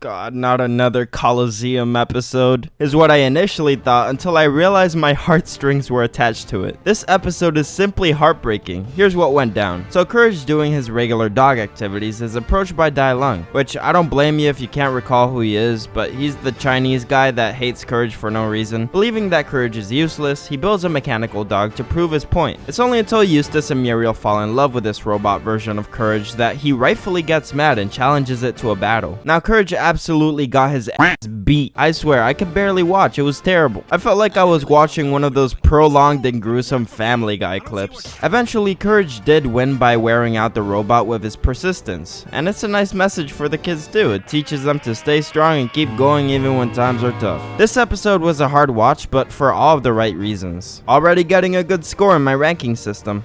No way you ever beat him, even if you were a gladiator in Colosseum of Rome.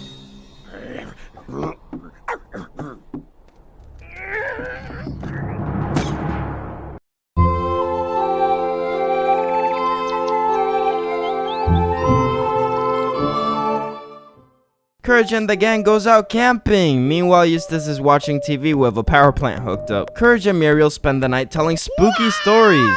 That is, until that nightmare becomes a reality. After 2 raccoons end up kidnapping Eustace and Muriel, Courage manages to find a way to save them both. Something I never talk about but find really cool is that despite Eustace treating Courage like shit, John makes sure to show the audience that he's still worth saving. Courage finds Muriel watching a movie with 2 raccoons, which obviously leaves him confused as to why they don't pose a threat. But Muriel explains that they were simply looking for a motherly figure to spend time with. Although this was a sweet revelation, Eustace never got the memo. In an attempt to capture the 2 raccoons for some prize money, Courage steps in and scares them off with a piece of cardboard that looks like a giant mama raccoon. This buys them enough time to capture Eustace and keep him as their mother. When they used Cat's theme for the antagonist of this episode, it was sort of weird. They had never used this song unless Cats was on screen, so what changed? I just thought that was pretty odd. Slightly above average episode though. That's horrible.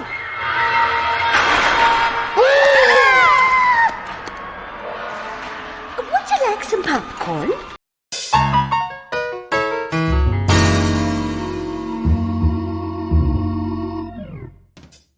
Eustace shares his love for a long-deceased artist formerly known as Velvet Vic. Coincidentally, Shirley from the Shirley the Medium episode throws Vic's vinyl outside her window while cleaning up some of her junk. It miraculously reaches Eustace while he's driving, and of course, he brings it home with him. However, as soon as he plays his favorite jam, we get to see Velvet Vic's spirit leave the record player, eventually coming to life and doing an old switcheroo of Muriel, trapping her spirit inside of the record player and breaking his own vinyl to assure her stay. After Eustace finds out his idol is alive and ready to hit the road, he inserts himself to work as Vic's tour manager. Meanwhile, Courage calls Dr. Vindaloo for some reason. Like, since when is there a doctorate branch for fixing vinyl records, bruh? Anyways, as always, that ends up being useless. It's only until Courage stumbles upon Shirley that she proposes an idea. She tells Courage to essentially print out a CD replica to play while Vic performs live. This brings Muriel back to life, and Vic is sent back once again to the back rooms. I enjoyed this one a lot. Definitely not just because I'm a musician. Speaking of which, this video is sponsored by me. I'm trying to become a full-time artist one day, so your support really means a lot to me. Here's a quick snippet from a random song I made. Maybe we could meet another day.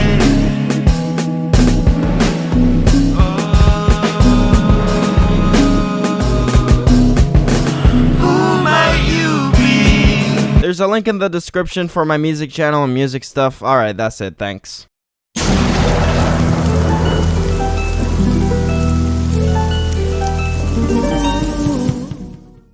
You know what's funny? As I'm recording this right now, there's literally a storm hitting where I live. A goddess of thunder and rain stumbles upon Courage while he's licking a dog bone outside. She quickly becomes infatuated with him, and Muriel invites her inside for some tea. After absolutely 0 people ask, she tells Muriel about her lost dog Duncan and how Courage reminds her of him. This escalates into a feud between Muriel and the goddess when she reveals that she wants to keep Courage, obviously making Muriel jealous and overprotective of him. As the argument becomes progressively heated, the storm too gets worse. So Courage goes on a journey to find her little Duncan, eventually finding him in the depths of a sewer, licking a giant dog bone so good no dog could resist. After Courage manages to bring him back to her, Duncan refuses to show any affection until Courage purposefully takes his place to make him jealous. As a dog owner of 2, I can confirm that is indeed how it works. And that's pretty much it. She just goes back to wherever she came from. For some reason, I couldn't stop laughing at Eustace when the storm intensified. I just kept thinking to myself, this poor man just wanted dinner, but instead he gets to deal with the same bullshit every day. I honestly understand him more than any other character in the show, despite him being a straight ass sometimes. This one was pretty funny, I can't complain.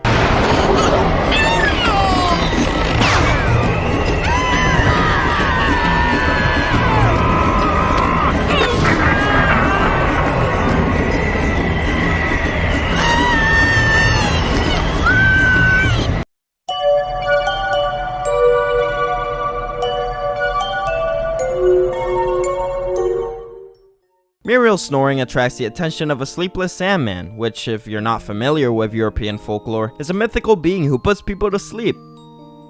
In a good way, guys. However, in this particular episode, he's portrayed as a villain who steals Muriel's sleep. This obviously affects her during the day, and as the provider, which is ironic considering Eustace exists, she can't properly function. Courage discovers the Sandman's castle and begs for him to return Muriel's sleep goo thing, refusing to do so before Courage finds his lost stuffed teddy bear under the mattress. Grown-ass man, by the way. Anyways, he returns the sleep goo back to Courage and Muriel can finally sleep again. Let me say, the score for this episode was actually really good. It definitely captured the whimsical vibe they were going for perfectly. As for the episode itself, it was also pretty solid, slightly above average.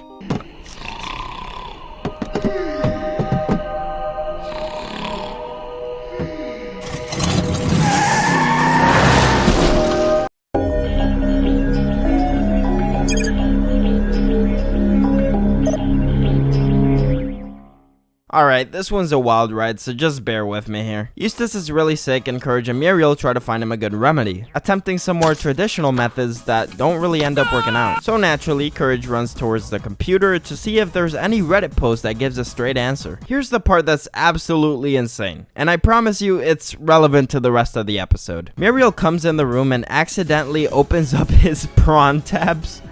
I am not making this shit up, so Courage ends up getting a computer virus that sucks up Muriel inside the code. He then scans himself to transport his body digitally, and this is the first time we get to see 3D Courage. It doesn't look terrible for its time, but I can assure you, it's no Pixar animation. After Courage finds the virus creature, who happens to be the same one from the space episode by the way, he gives it some of Muriel's special jello to cure its sickness. And bam, they're free! After everything's back to normal, Muriel feeds Eustace some soup, and he then feels better as well. This episode tried some different and interesting things, but just because it was interesting doesn't mean I'm biased. The premise overall was okay. Courage simply downloaded prawn and got a virus. I get that a lot of kids shows have many hidden innuendos, but this was pretty weird and unnecessary. I'll likely rank this one somewhere in the middle.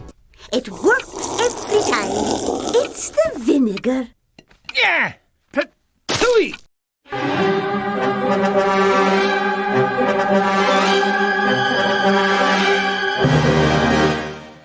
The Courage family takes a trip to, you guessed it, Norway, a land rich in history I'm yet uneducated of. We meet 3 Valkyries who are in search of their long-lost sister. After a Norwegian bluebird delivers Eustace's Viking helmet to them, they believe she's been finally spotted, tracking her down only to take Muriel away from Courage. Now that it's believed they have their sister back, war ensues between the Valkyries and the trolls. Apparently they've had beef for a long time now due to race discrimination probably. Unlike the real world though, we actually get to see a resolution. I'll get to that though. When Courage takes Muriel and runs away from the ops, they stumble across a wholesome wedding between a Valkyrie and a troll. Courage becomes the officiant and shows everyone that love isn't reserved for one kind of person. He marries the couple and the war is finally over. At first I was pretty bored throughout the episode, especially since most of the dialogue was sung in opera and my brain was just way too fried to listen. But after rewatching it, I appreciate the message a lot more and wouldn't mind seeing it again. I also looked into Norway and it actually looks like a beautiful place I'd love to visit. So thank you, Courage. Now I have a new ambition to visit Norway.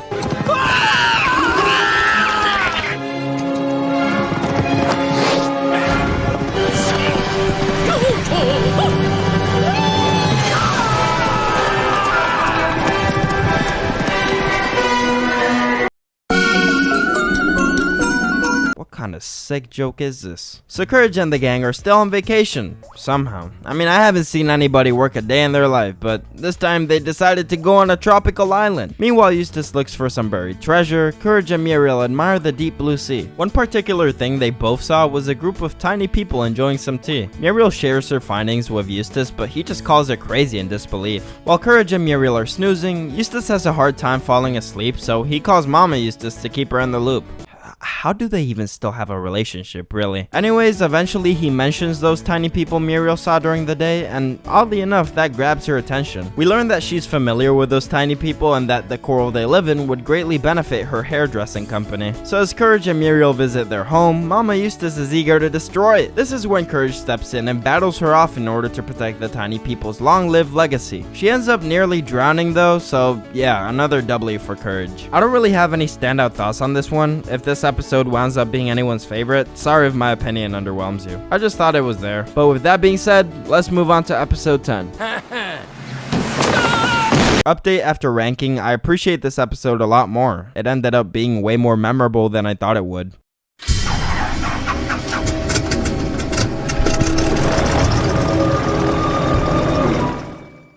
The episode starts off with a typical day in the house. Muriel cleaning and Eustace sitting on his lazy ass complaining. Suddenly, flyers start falling from the sky that say, "Live longer, live better." They're dropped by a helicopter flown by the ugliest, oldest, alien-looking motherfucker I've ever seen. The helicopter ends up crashing right into the house, so Muriel takes the guy, I think he's a person, and cares for him because he seems hurt. He somehow feels better after requesting sludge and drinking it like a bunch of frat guys drinking beer. We learn that his name is Conway. He claims to be 193 years old and believes that living a dirty life can make you live longer. So Muriel, being naive and Eustace not caring about anything really, take Conway's advice. Muriel reverses the vacuum so it emits dust, and before she knows it, the house is a pigsty. There's grime everywhere, and Conway tells Muriel to bathe in what looks like sewer water. Conway is basically slowly killing them, and they keep getting thinner and thinner. It becomes so bad that the health department seals off the house, but good old Courage uses a doggy door to escape. Courage ends up creating a machine that looks like something straight out of MacGyver. It vacuums up all the filth and grime and traps Conway in the balloon on the end of the machine. He then floats away back to his own stinky place, wherever it may be. This one was disgusting to say the least, but I guess it is to be expected when you mix gross out horror with Courage. Conway was also a pretty unique villain. He definitely had the personality of all time. Great episode overall.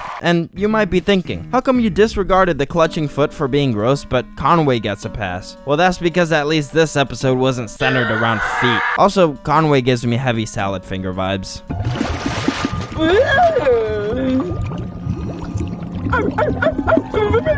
That stuff won't help you live long like Conway.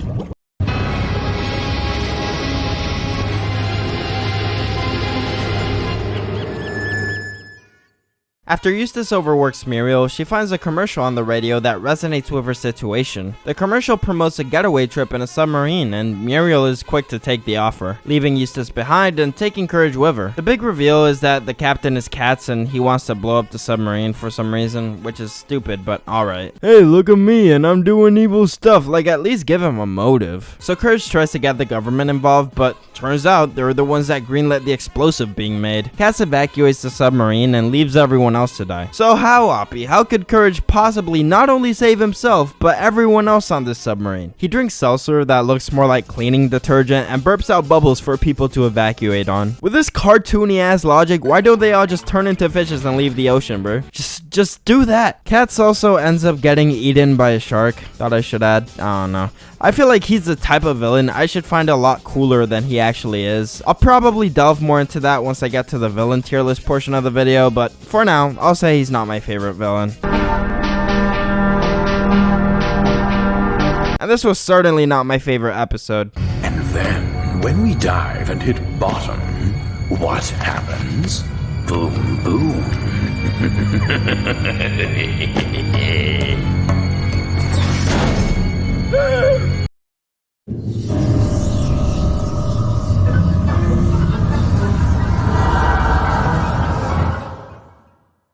Guys, it's the Fortnite wall. After Muriel and Courage run out of laundry detergent, they head over to town for some shopping. Things take a turn when suddenly Nowhere gets hit by a wave of meanness and everyone in town becomes an ass. Eustace, being the biggest one, gets promoted to mayor and uses that opportunity to place Courage in a rehabilitation center for anti-kindness. While Courage is on the run, he finds the strange wave of meanness coming from a stranded laboratory. And what do you know, this guy is behind all of it.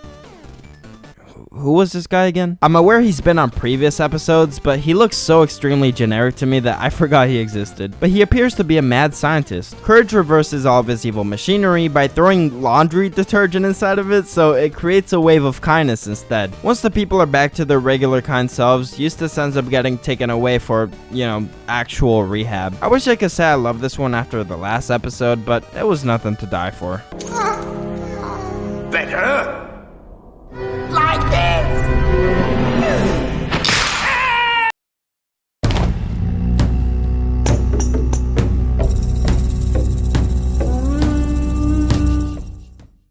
After a swarm of frogs realize their pond's gone dry, they relocate and invade the Courage household, forcing everyone there to build them a new one, essentially making it their new home. King Buffo, the leader of the frogs, begins to prepare for a grand feast, asking his henchmen to gather all of the flies. The problem arises when they use Muriel and Eustace as bait to cook them, so Courage comes up with the grand idea to trick the frogs into licking fly paper, leaving their tongues stuck and giving Courage the opportunity to get rid of all the frogs at once. This summary was another shorty, but that's pretty much all the important stuff. I like this one. It was still filler, but delicious nonetheless, like Twinkies. Where the hell is it going with that? You croak like frogs. I don't do no talking like slimy stink. Ribbit! Ribbit!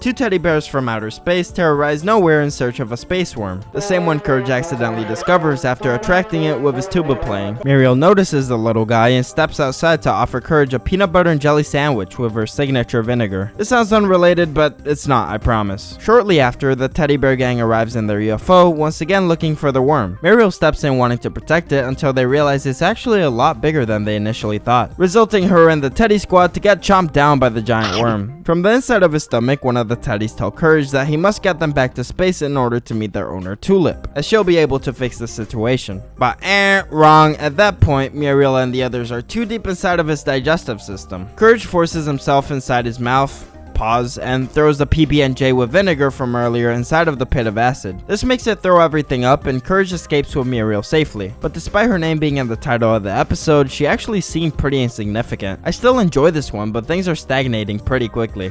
Probably because you're not meant to watch this show for hours on end every single waking moment of your life, but hey, maybe that's just me. Get us to Tulip. The worm's her pet.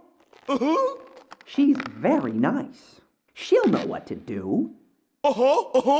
Just get us onto the ship and fly us back to Planet Ek in Galaxy L7X. No.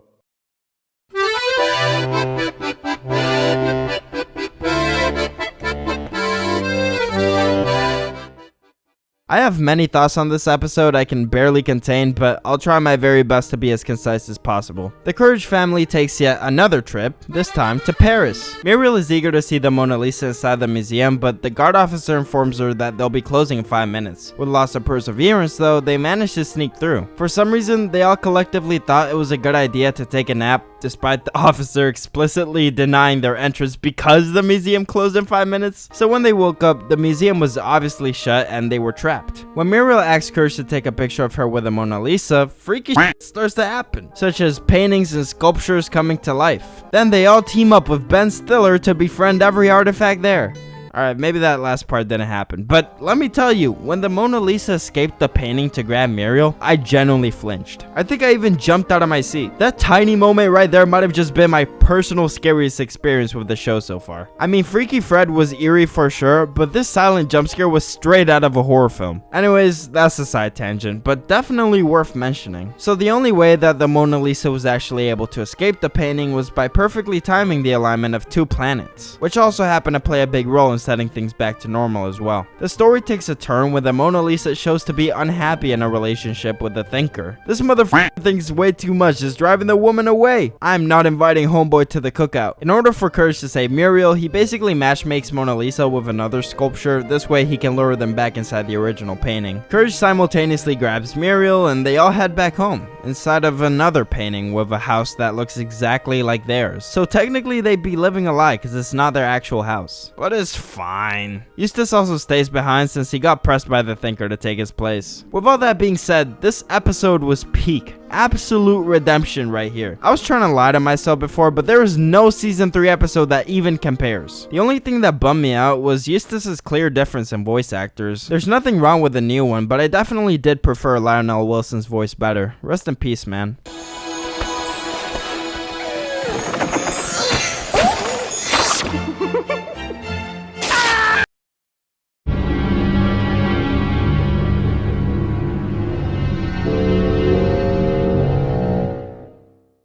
Meanwhile, the Courage gang is getting ready to leave the county fair. Their driving is suddenly interrupted by a flock of crows. To everyone's surprise, they see a beat-up scarecrow fall on top of their truck. So Muriel, in pity, takes him home to fix his stitches. Although she successfully put him back together, the scarecrow felt like he wasn't scary anymore, which made him feel useless, cause you know, he's a scarecrow. So he started listening to some Andrew Tate to become Alpha Crow. Since Muriel was the kindest person towards him, he got overprotective and decided to kick Courage and Eustace out of the house, kind of making Muriel feel endangered if anything. A for effort, I guess. Eventually, Courage got Muriel out of the farmhouse, and they basically explained to the scarecrow that just because he is scarecrow don't mean he gotta scare nobody. So he apologizes and finds a regular old job at the county fair. The scarecrow's villain arc kind of reminds me of Robot Randy a little bit, like in terms of fighting his original roots in order to pursue his true passion.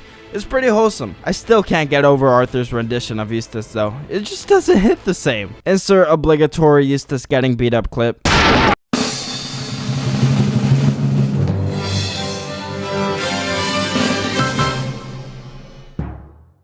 After a mysterious person encounters Muriel outside, suspiciously, a gift spawns on their front porch. It ends up being a magic kit called the Amazing Mondo's Box So Magic, which Courage is very excited to use. After performing a couple of tricks, he accidentally summons Mondo himself, who outperforms Courage and uses his magic for evil, sending Eustace inside the TV and turning Muriel into some sort of alien creature, the same kind as Mondo later revealed to be, giving away his evil master plan to marry Muriel after her transformation is complete. He achieves all this by using a bag of magic dust, to which Courage snatches some to throw at Muriel, also turning Mondo into a rabbit. So yeah, this one's also okay. Dr. Vendel was the best part of this episode, and his only role was to turn into cabbage. Definitely gonna forget about it 2 episodes later, but it's fine. Magic must be fought with magic. Oh yes. That's a good one.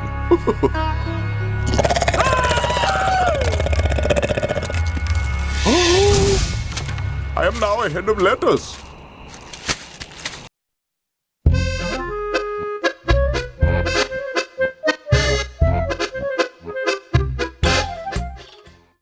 Oh boy, yet another episode antagonizing birds. Just what I wanted. Muriel gets kidnapped by a giant caw who's a single mother with 3 baby birds. She believes that Muriel is the right fit to watch them while she's out looking for love. Courage obviously gets involved and ends up being the real caregiver, as Muriel just basically tells him what to do. And so we get to see him feed the birds and protect them from any imminent danger. After being worn out from all that hard work, Courage accidentally mistakes a rattlesnake for a worm. So when bringing it up to the tree to feed the birds, he gives the snake its dinner. Eustace gets tired of not being fed breakfast, so he finally steps outside to look for Muriel. Unluckily, finding Muriel and Courage and making himself more appealing to the snake than the birdies. Since nobody really cares about that old f*** anyways, all the problems shift towards him. But the birdies are safe and sound. The mama bird even makes Eustace her husband, so everything works out great. Again, nothing super memorable here. It'll probably rank somewhere close to Wando Magic. Woo! Feeling like a speed round here. Imagine a woman of my quality having to raise 3 kids all alone. Good thing I'm such a devoted mother. And that's why I'm off to Florida.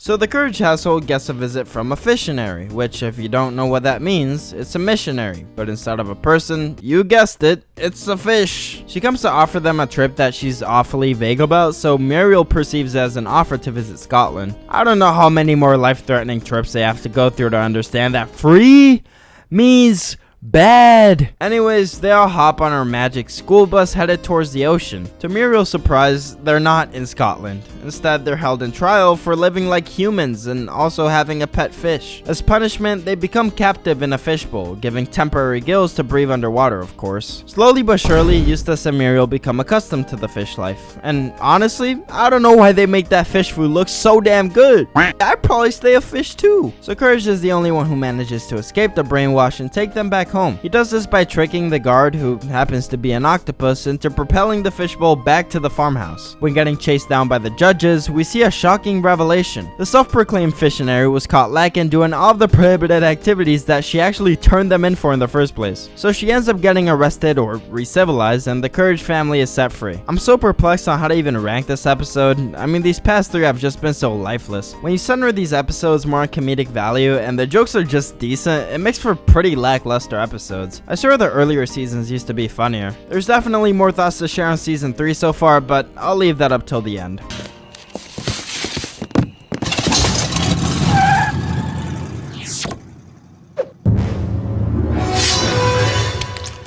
What the frick?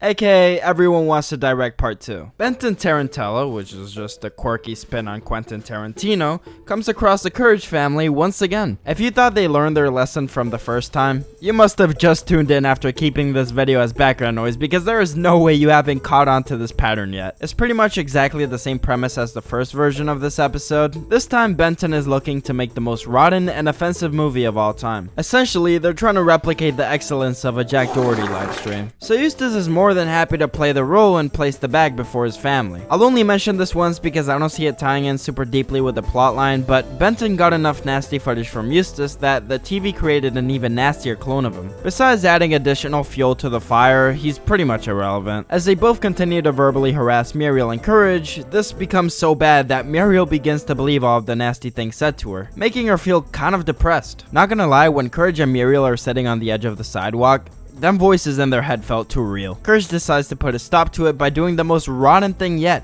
sinking the actual movie director in quicksand. And that's a wrap. No, but seriously, I like to think that John is showing us glimpses of his personal experiences with Hollywood, and I'm all here for it. Although it kinda got away with being a cheap sequel to the OG episode, and that one wasn't even that great to begin with, at least there was some sort of message behind it. It'll rank slightly above the middle for me.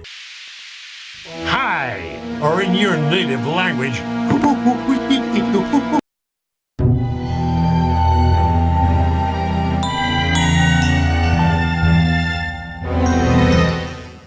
Muriel and Courage notice their plants are dying, but Eustace, being the greedy man he is, refuses to spend any money on groceries. Suddenly, they notice an ad in the newspaper about having free food forever. This creepy salesman shows up and sells them a dome home. It surrounds their house and they're supposed to plant vegetable seeds that will apparently give them a forever garden. After a twister forms inside of the dome, the twister leaves as quickly as it came, a huge garden forms. A huge artificial garden. Turns out the plants are not your regular old veggies. Instead, they're monsters attempting to eat Muriel first. That poor old woman just wanted some groceries. At this point, Eustace, Muriel, and Courage are all running in circles with no way out. Eventually, the vegetables make their way inside the house on some Plants vs. Zombies type shit, and Courage finds a way to make the plants basically take care of themselves. By remembering that Eustace attracted the plants with his stinky feet, Courage sprays some sweat from the man's foot using a flick gun onto the plants, resulting in having them eat each other.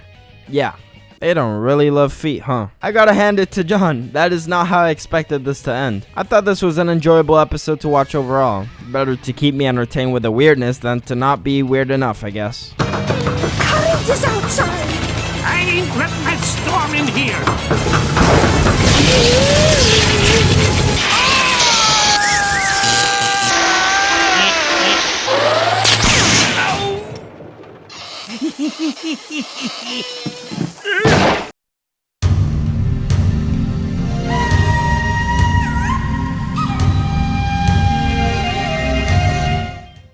The snowman, who was originally introduced in the Snowman Comic episode, makes a return. After his land melts down due to climate change, he creates a device that can produce snow from a glove, migrating to nowhere in order to make the Courage household his new home. Courage, Muriel, and Eustace come home only to find everything covered in snow. The temperature was below livable, and this ultimately caused everyone to freeze. Except the snowman, of course. Despite his success in finding a new place to live, the loneliness of losing his friends still burdened him. This made him go on a spiel about his villain origin story and how it's people's fault that the ozone layer is dying. Which is true, and if you don't already, be sure to recycle and take care of the earth. Otherwise, that would be pretty selfish of you. But anyways, Courage takes that literally and books a flight just to seam the sky and fix the tears, which magically brings back the snowman's friends to life.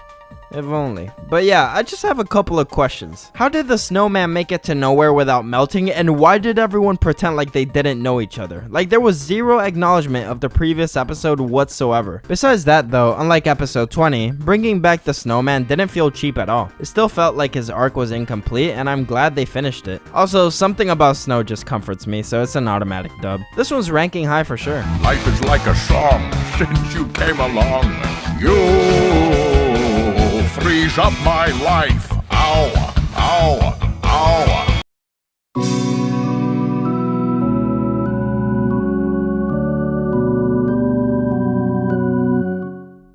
Inside a stranded handicraft shop called Antique Quilt Shop lives two conjoined twin sisters named Eliza and Eliza Stitch, who host a quilt club. Muriel shows interest in joining, but the sisters keep rejecting her entry, criticizing her for not making good enough quilts. So day and night, Muriel keeps making them bigger and bigger with no hopes of getting accepted. Although strangely, we notice that the twin sisters aren't rejecting her from the club, it's actually the quilt itself. When Muriel finally creates something deemed as worthy, they accept her as part of the group and begin her initiation. This is when hits the fan and the truth finally reveals, as the twin sisters sue Muriel into the quilt, transferring her to a different world amongst other unfortunate souls. When she's sued in, she forgets who Eustace and Courage even are. Courage then finds Muriel's memory quilt that she was originally making for Eustace, and when he sews that into the evil quilt along with some of his fur, Muriel remembers her family and is finally able to escape. I've never said quilt so many times in my life. This was a pretty creepy episode. I was watching this one with my girlfriend and she was absolutely appalled when the twins began sewing Muriel into the quilt. That was haunting.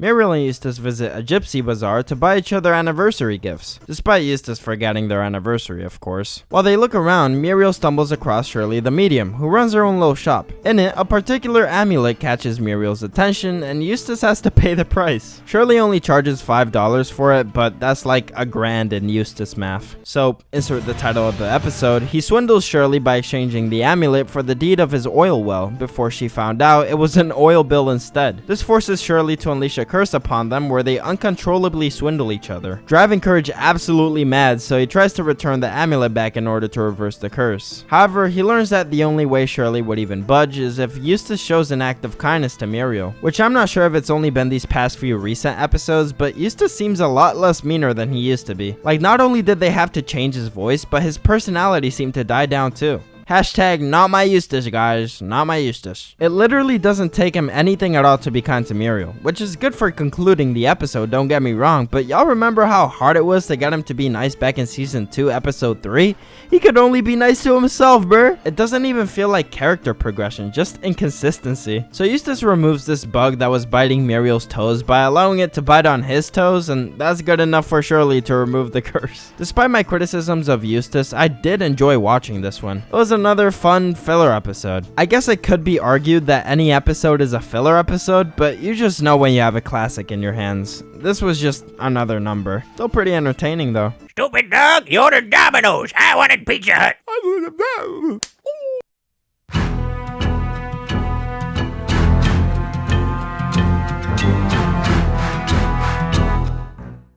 As Courage falls asleep while Muriel and Eustace are watching TV, their broadcast is suddenly interrupted by a very short man promoting his flan. His tactics go beyond your average marketing though, as he chooses to hypnotize all of his viewers into craving his delicious dessert. The man behind the camera goes by the name of King of Flan. Should go without saying. And unfortunately, Eustace and Muriel fall into the same consumerism. The next morning, Courage witnesses the both of them mindlessly scouring the house for more flan. Pretty sure that shit got cooked in it. Anyways, acting like the fiends they are, they leave the house to continue feeding their obsession. Eventually, Courage finds the Flan headquarters with directions written on the back of the can. So he drives there to meet King Flan himself. Despite struggling with temptation, he remembers why he's there in the first place and becomes the first one to reject his product. This makes King Flan spiral out of control, literally spiraling into a ball and chasing after Courage. Seeming like they reach a dead end, Courage climbs up a TV tower that displays the same hypnotic advertisement everyone watched. This maniac kept feeding Courage's flan until eventually he threw it all up on him, making his finger slip from the tower and having him hang on to the wired TV cable. If you don't understand how gravity works, I'll just say this didn't end up working out well for him. The whole thing fell down and King Flan ended up getting hypnotized by his own commercial, giving Courage the time to enter his live studio and convince everyone that flan is disgusting, which I'll be honest, definitely convinced me. This episode was absolutely grim, and I don't see myself eating flan anytime soon in the foreseeable future. So I guess I gotta thank this episode for giving me one less dessert to enjoy. 10 out of 10, does more for obesity prevention than America ever will.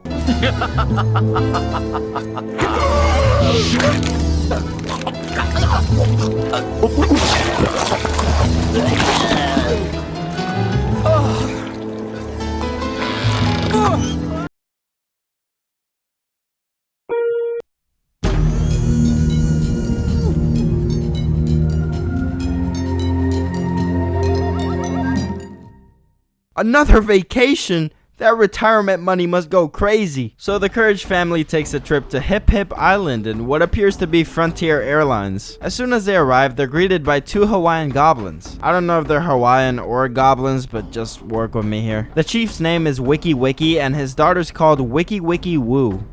Please don't ever make me say that again. Muriel gets royal treatment from both goblins, and we don't quite understand why until they're headed to vacate on top of a giant lava mountain, aka a volcano. Nothing strange going on at all.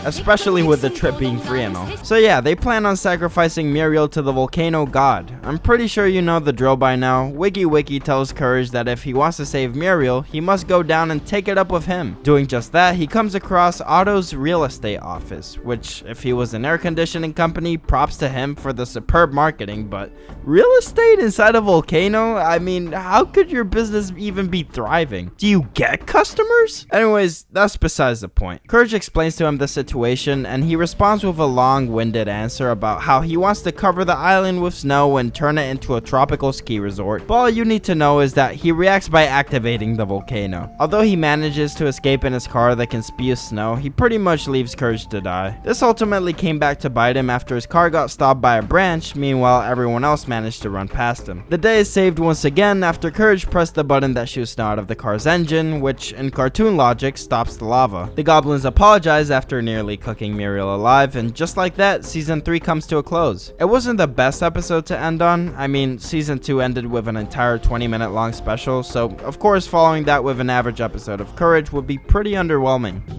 And then I lifted my truck with one hand and saved the cute little bunny. Ow! What are you trying to do? Bust me arm? But enough of that, let's move on to the season 3 rankings.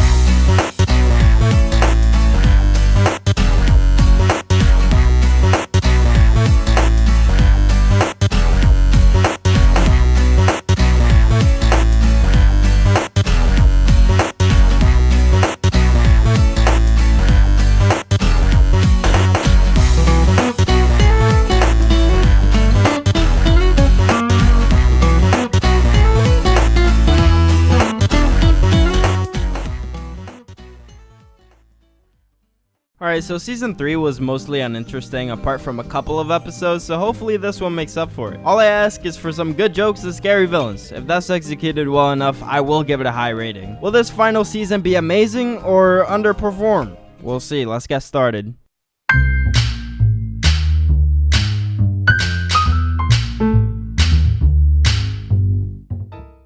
Courage and Eustace suddenly notice an influx of water surrounding their house. Instead of freaking the f*** out like a normal person, they grab their rubber inflatable duckies and call it a lake day. As the water rising gets progressively worse, Courage swims away only to find out that the whole town is sunken. Eventually, Courage stumbles upon a beaver building a dam that caused the initial blockage from the river. He's seen doing construction work when in reality his heart aches for music, but after being rejected by his father, he felt no other choice but to pursue somebody else's dreams. Damn, that shit's real. However, after Courage mimics a bass guitar using his yo-yo, it reignites his passion for playing skins, which is what the beaver calls for whacking his tail. They both get grooving while standing in the concrete, and the beaver's tail ends up breaking the dam. The episode ends with Courage and the beaver playing at a venue having a grand old time. I kinda already noticed the formula for making these type of episodes by now. Like Robot Randy, the Scarecrow, and now this beaver are all practically the same episodes. I also really enjoyed the score for this one. The piano alongside the dark ambient sounds constantly kept me at the edge of my seat. It kind of sounds like that one horror mobile game Granny, but yeah, this episode's a pretty good start. Where's my remote? Where's my TV? My favorite show is on. Your favorite show is drowning, Eustace, along with us.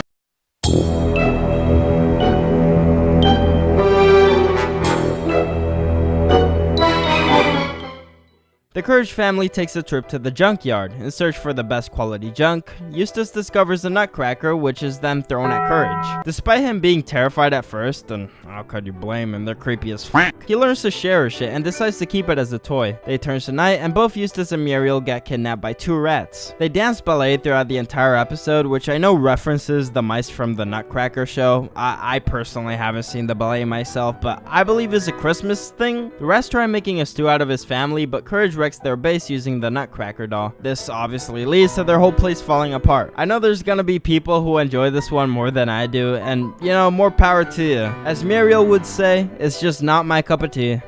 I will trap Santa in my box, locked up like Fort Knox, and make him stop my...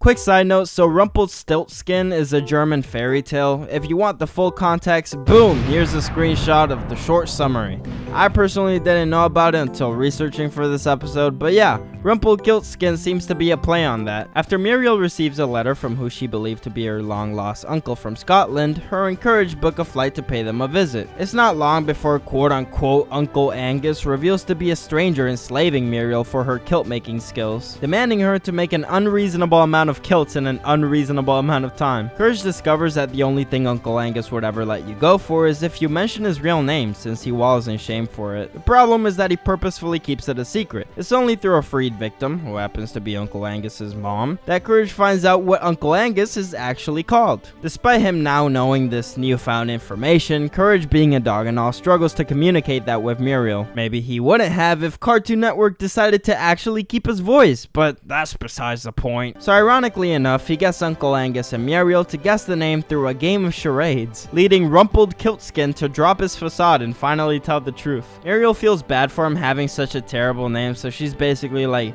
hey, you know you can change it, right? And he's like, oh yeah, right, I can do that, and that's all it takes. Honestly, I like this one more than I thought I would, and I learned something new too. But no, I gave him a perfectly lovely name.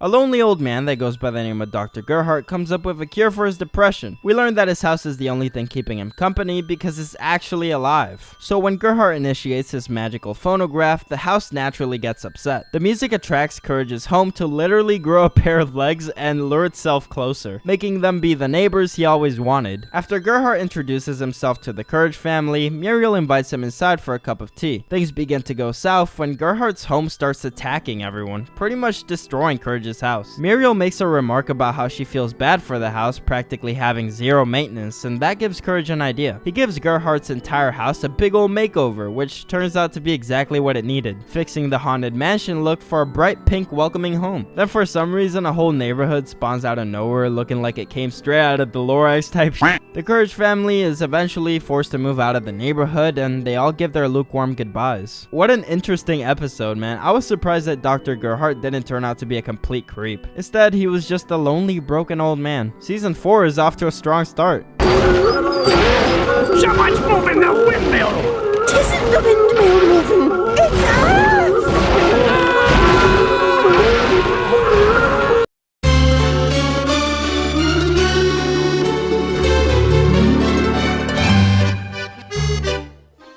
It's very often that I finish watching a Courage episode and think to myself, what the f did I just watch? And it's like a love-hate relationship because part of me enjoys how weird of a ride it actually is, but then another part of me hates that I have no clue what to even write down. Anyways, I'll do my best to explain here. Eustace roams around the house in search of his missing glasses, meanwhile Muriel and Courage spend some time in the kitchen baking cookies. As Courage helps Eustace look for his glasses outside, he sees a giant hot air balloon landing right in front of them, with the one and only Dr. Dr. LeQuack inside. He takes advantage of Muriel after replacing her cookbook for a Swedish one that uses ingredients she doesn't have. So when he comes knocking at their door offering a ride to Sweden, she's quick to accept. However, right before getting in, Dr. LeQuack says the ride can only fit 2 people, so Courage and Eustace are forced to stay behind. Of course, Courage is smarter than that and chases after them. Apparently, Dr. LeQuack's true motives lie behind a pile of cash stored in a giant piggy bank, his plan being to use Muriel to steal the cash for him. Courage and Eustace eventually make it to Sweden,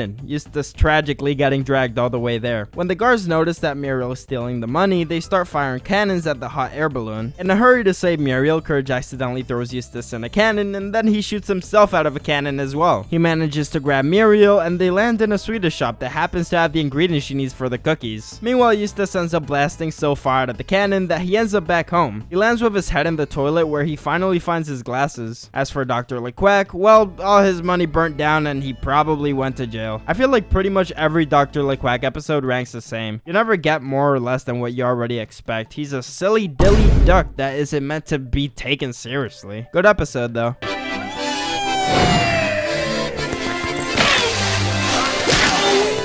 Must be in France. Stupide Américain.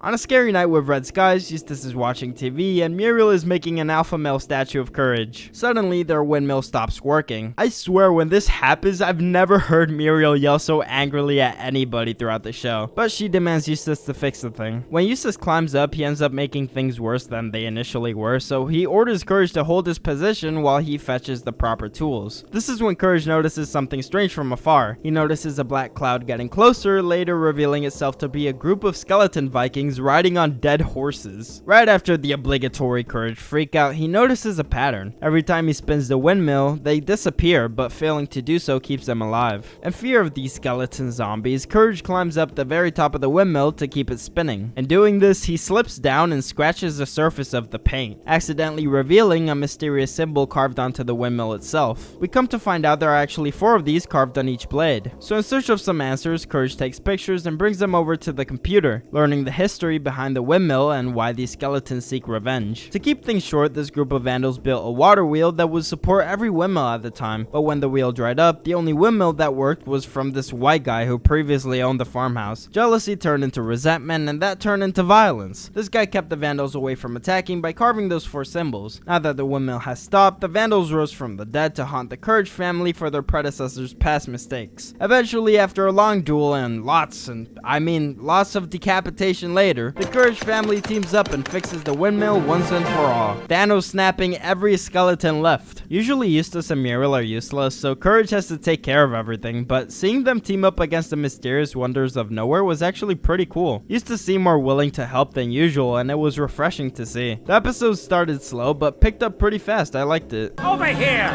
Don't just stand there! Get me back onto my body so I can fix this windmill!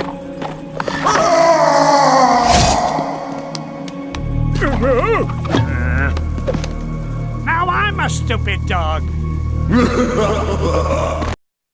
Damn, 5 8 you big leg sister. Muriel catches a terrible cold, impeding her abilities to function properly. After sneezing multiple times, a slug projects through her mucus and sends Courage a message. He tells him that he and his peers have been enslaved by a bayou snake and that if he manages to free them, they will cure Muriel from her sickness. So Courage and Muriel take a quick trip to the bayou, which personally terrifies me already. I mean, isn't that where the anaconda lives? Anyways, they eventually find the enslaved slugs and they tell Courage that the only remedy for Muriel's sickness is inside one of the bayou snake's magic spellbooks. Since Muriel is too sick to join Courage, he's forced to enter the snake's home by himself, which probably would have been the case anyways, even if Muriel wasn't sick. But that's besides the point. Courage grabs a book and finds the cure, which ends up being a silly chicken dance ritual, but after he performs, he lays an egg with the special yolk Muriel needs. So when she drinks it, she feels good as new. Unfortunately, the bayou snake creeps up behind them and attacks Courage. As he frantically flips the pages on the book, he discovers a spell that requires snake venom to actually function. The spell's purpose is to turn all the snake decoys that the enslaved slugs were forced to work on to come alive. Luckily for Courage, the bayou snake released some venom onto the lake, which helps help them unleash the spell and take control over the decoys. He then orders them to attack the bayou snake. When the fight is over, Muriel arrives with the now freed slugs and they both depart from the area. The soundtrack at the beginning of the episode was so interesting. I've genuinely never heard anything like it. With that being said, I have no complaints about this episode either. We're 7 episodes in and there hasn't been any misses. I wonder if they went all out knowing this was their final season. Hello, me. Oh, don't I look fine?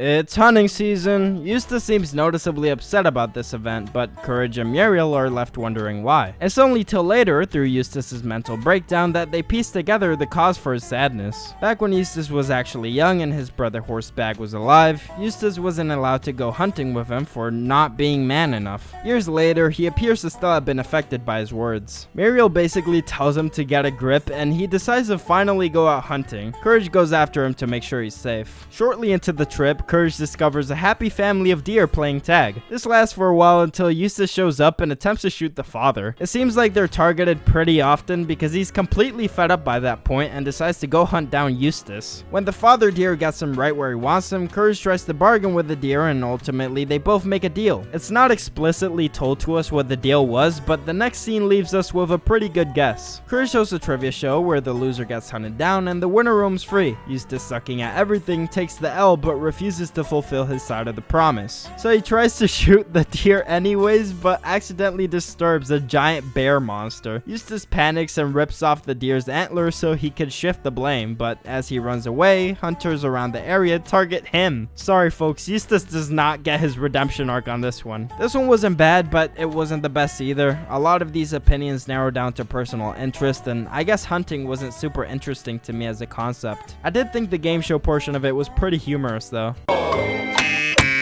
That would be... No way, dear. I'm going first.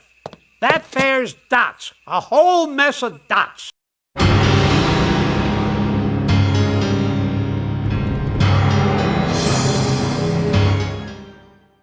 The Courage family visits a local antique shop. After Muriel convinces Eustace to get her a locket with pictures of everyone inside, she seems to be extremely content with the gift. However, the drive back turns out to be a disaster. Eustace gets distracted on the road and ends up crashing into a swamp, sadly losing the locket. Despite Muriel believing that the locket was long gone, an ugly swamp monster came to prove her wrong. Hey, that rhymed. As soon as the swamp monster saw Muriel's picture, he immediately fell in love, going as far as terrorizing nowhere in search of her. After a lot of persistence, the monster finally caught up to them, breaking into their home and taking Muriel back to the swamp. Courage does some digging and finds out that this swamp monster is simply misguided and misses his true love named Catherine. So Courage goes on to find her with hopes of reuniting these two lovebirds. After bringing her love back to him, that post-nut clarity must have been crazy because he immediately dropped Muriel. But yeah, this was interesting. I love how Eustace didn't even make an effort to fight for his wife. Like, yeah, I get it, it's a swamp monster, but at least make the effort, my guy. Where are you, swamp woman? Who's to blame? Who will pay the price? This is a story steeped in controversy.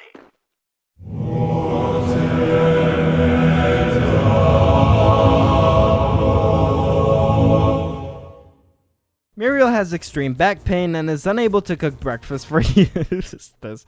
Why is this such a big problem? Since Bro needs the munchies so bad, he actually takes her to see Dr. Vindaloo, where he breaks the news that he can't do much to cure her pain. As a final resort, he advises them to bathe in the hot spring waters, since they've been said to treat any kind of injury. However, right as the Courage family takes off, Dr. Vindaloo makes a sketchy remark about the dangers that lurk within. When they finally climb up the large mountain, they stumble across a very angry looking goat, spitefully kicking everyone out of the mountain. I mean, literally. We learn his reasoning for hating humans began when the hot spring waters got invaded by tourists. They also got rid of the goat's family by kicking them from their own home. When Muriel and Courage hear the story, they empathize with him and offer to help. But in return, the goat throws boulders at them. Not my goat. Courage accidentally unclogs the polluted springs and the water of healing is back in business. Muriel's back feels fine again and they even got the goat to recover from his pain as well. I wonder if they can recover my pain from spending 2 months of my life making this video. Please help me, I'm going insane. Another great episode overall, although I gotta say, Dr. Vindaloo is high-key a villain himself. Wow.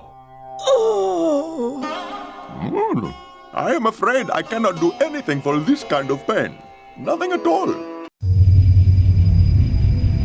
Well, that title's straight to the point. After a radioactive missile explodes on top of Muriel's vegetable garden, she's surprised to see a giant carrot in front of the farmhouse. Instead of questioning its size, as you always should, she brings it inside to eat, as you always should.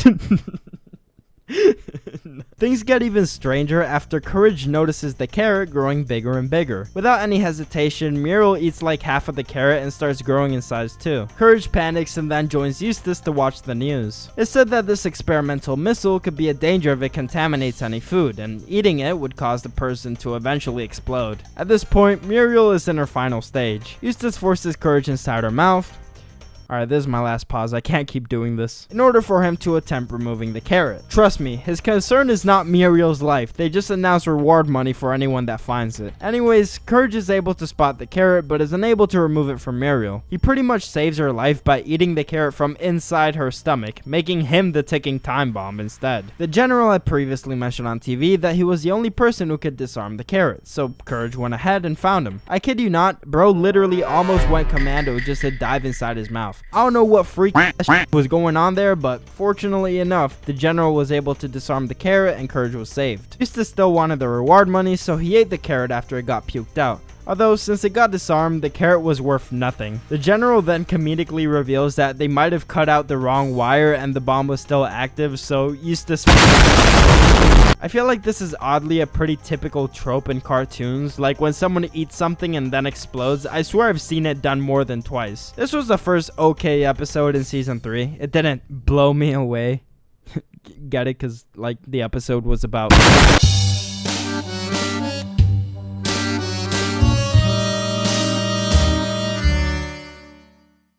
When the Courage family visits the Nowhere Fair, they stumble across a starving artist who specializes in making silhouette portraits. His dream is to one day see his art come to life, but every attempt he makes comes to fail. Muriel and Eustace take interest and decide to go check out his booth. Despite everything seeming normal at first, things get pretty weird after bringing the portraits back to the farmhouse. Courage takes notice of the subtle movements being made by the silhouettes and tries to warn Muriel. But boy, that woman is 79 years old, she ain't hearing shit. In the middle of the night, both portraits take life and steal away Muriel and Eustace's souls. Yes, it is as terrifying as it sounds. I don't know what name to give these silhouettes, so let's just call them Bob. Bob literally rips apart their faces and leaves them looking like they just had a Popeye's biscuit no drink, bruh. I guess the whole premise of this episode is that Bob tries to emulate the same lifestyle as the real versions, but when they fail to do so, Courage steps in and teaches Bob how to be themselves. When Bob is finally content with who they are, the starving artist from earlier sees them having fun and fulfills his dream of making his art come to life. Another great message telling the youth to take pride in being themselves. Oftentimes this concept can feel really corny with poor execution, but this episode does a good job at not shoving it in your face. Also, I know I mentioned this before, but I cannot stress how horrifying the scene is.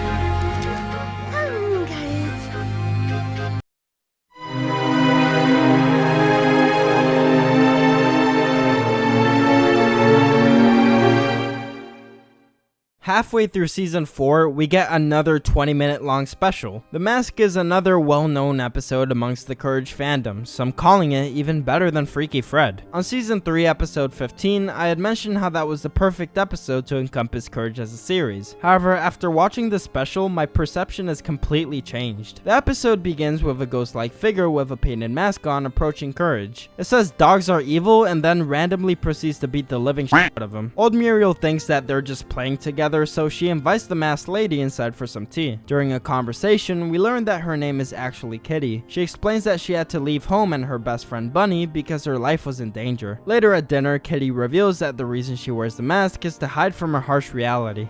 Listen, I don't want to make a dream reference right now, but it's so fucking easy to. While everyone's sleeping, Courage peeks in on Kitty to find out that she's actually a kitty. Who would have thought? He sneaks into Kitty's room and takes her toy mouse, which Bunny had given her. He takes it to a diner and gets some intel on Kitty and Bunny from a chef rat. Some Ratatouille type shit, but the trenches version. Courage learns that Mad Dog, Bunny's abusive boyfriend, is the one that threatened Kitty to stay away from her. Courage then goes on to find and rescue her from a ghetto neighborhood. Before intruding though, we get to see Bunny's tough reality, an extremely realistic depiction of toxic relationships. Looking at the Courage wiki, apparently John was just as surprised as I am when they let this episode air. I've truly never seen a cartoon delve into so many controversial topics in just one singular episode. Some themes contain abuse, homosexuality, and even blatant racism. By the way, this was aired back in 2002 before it was cool for massive corporations to exploit the gay community, so this just makes me love the show even more. Anyways, Courage helps Bunny leave the apartment and Mad Dog ends up chasing after them. Eventually, after a long chase sequence, Courage gets Mad Dog to run into a train, meanwhile Kitty finds Bunny and they both reunite. When they held each other's hands, I'm not gonna lie to you, I almost teared up.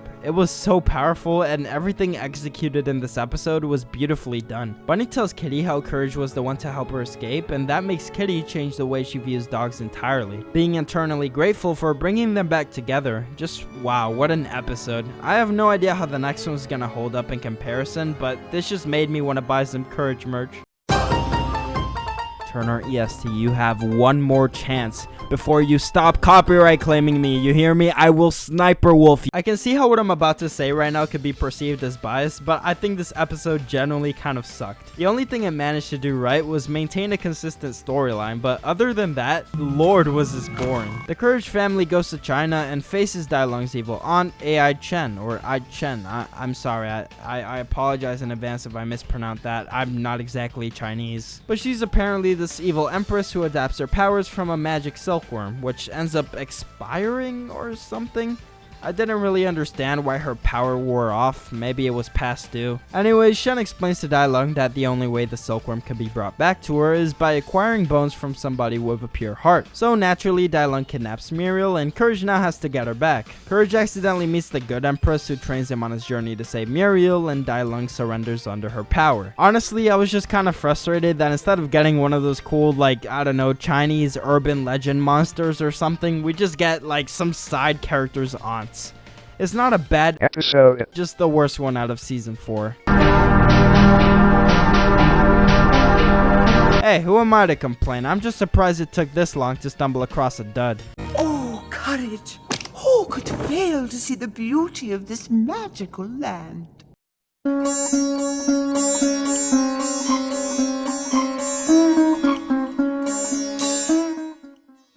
Well, would you look at that? Eustace is being an ass again. This time, he completely ignores Muriel until she's fed up and decides to not speak at all. I mean, yeah, it's a pretty silly premise, but I guess it works. Courage goes to Shirley to see if there's anything she can do about it, so she summons a monster to go after them until she talks.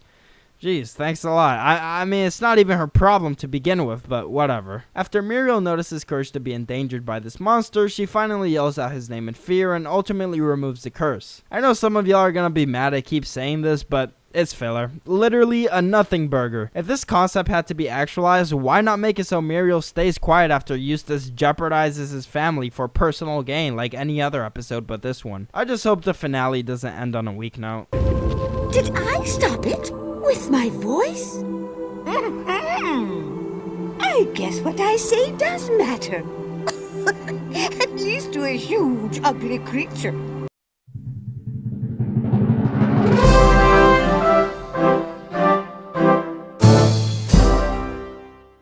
Why are we going on side quests now? 3 episodes ago, this show literally had one of the best cartoon episodes I've ever seen. Now we're challenging dolphins to see who can swim faster. It's a joke. So Eustace gets pressed for no reason that a dolphin named Jojo is skilled at performing for Waterworld. Old man yells at Cloud, so of course he, well, does what I said earlier. After embarrassing himself in front of a live audience, he challenges it to a rematch, betting Muriel if he loses, and if he wins, I don't even remember, to be honest. Okay, I just rewatched the episode, and he literally doesn't gain anything from winning, which makes things even more stupid. Eustace realizes he doesn't have what it takes and loses all of his self-esteem. Call the wambulance. Courage hypnotizes him, so he ends up getting back on his feet. This episode sucks. I don't even care to finish the synopsis. Eustace wins the race. Dolphin actually fished. The trainer randomly reveals to be a lizard. Dolphin big sad. Seriously, you're not missing out on this one. Ranking at the bottom for sure. Nothing! Absolutely nothing!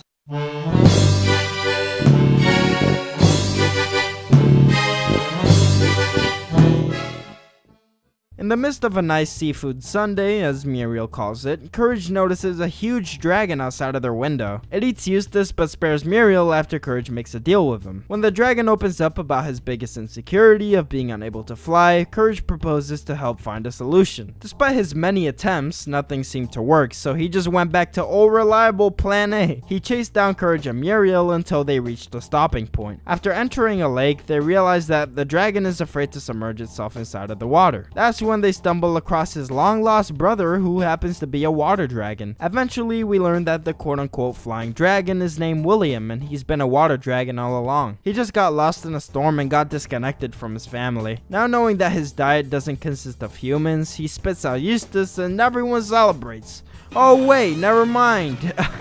I enjoyed this one way more than the previous episodes. The dragon himself is kind of adorable. Solid episode.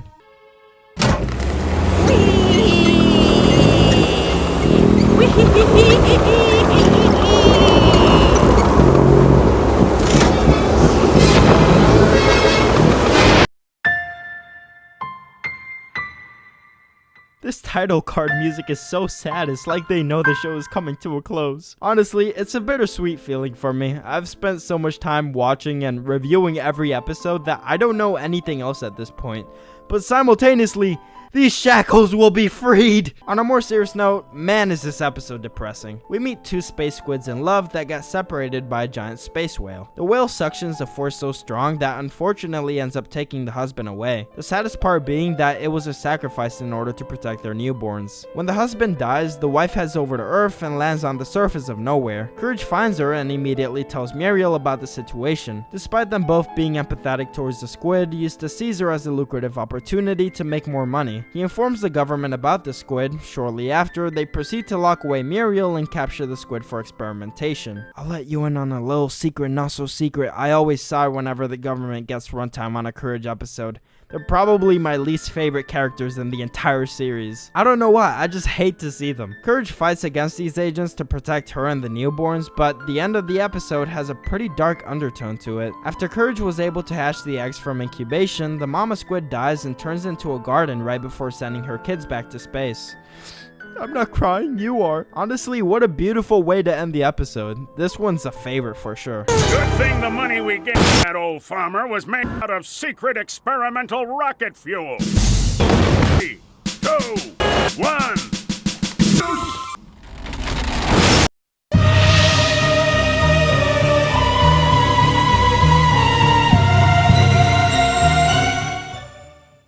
I feel like going over this episode would be kind of redundant. It's literally the chicken from outer space, but part 3. The only difference, I guess, is that instead of Courage facing the OG chicken, he goes up against his kids, since the first one got too cooked from last time. The ending was pretty wholesome. Courage basically let the chickens take pictures of him getting hurt, so their mom would let them return from their mission. I can't say anything bad about this one. I think 3 episodes of this were just enough to conclude the chicken from outer space saga. Gorgeous. You see what glorious work we can do when we work together. After all, 3 heads are better than 1.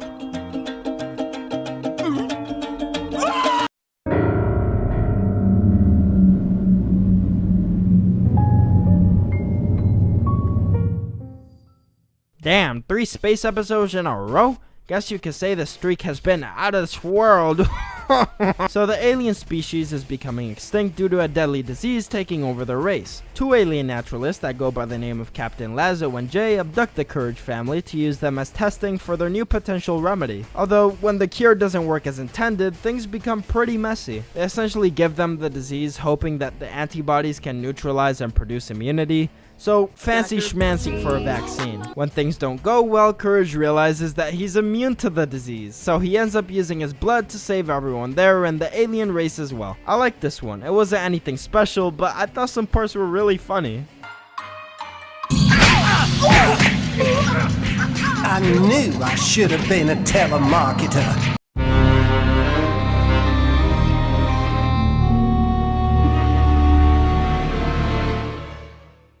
After Muriel knits a blanket for Courage, Eustace gets pissed off that it wasn't his. He decides that enough is enough and creates a plan to permanently get rid of him. Eustace invites the whole League of Villains to destroy Courage once and for all. Now, if you're as much of a fan of the show as I am, I know you was hyped seeing all of these recognizable characters in one place. Sure, they're not the cooler villains in my opinion, but it's still pretty awesome.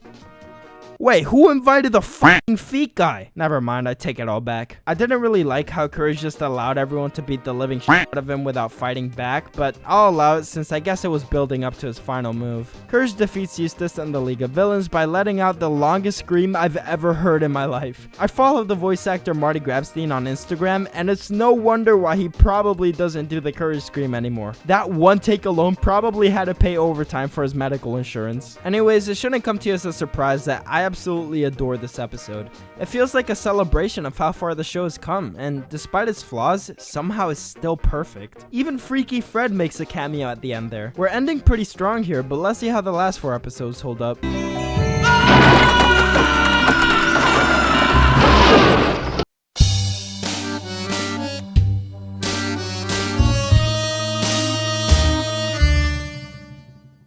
Yes sir, the Courage family made it to Hollywood, named right after most LA celebrities. No, but seriously, John, who hurt you? After walking the streets of Hollywood, Muriel and Eustace fall inside what appears to be a storm drain. However, it's not long before they realize that they're inside someone's body.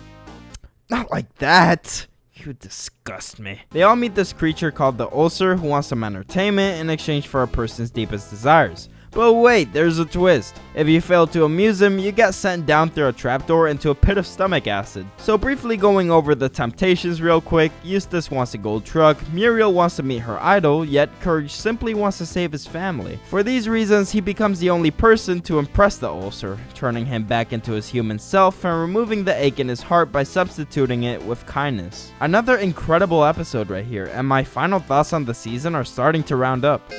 Happy birthday to me! Where's the spotlight? Way down upon the Swanee River, give me my truck. Eustace never could sing.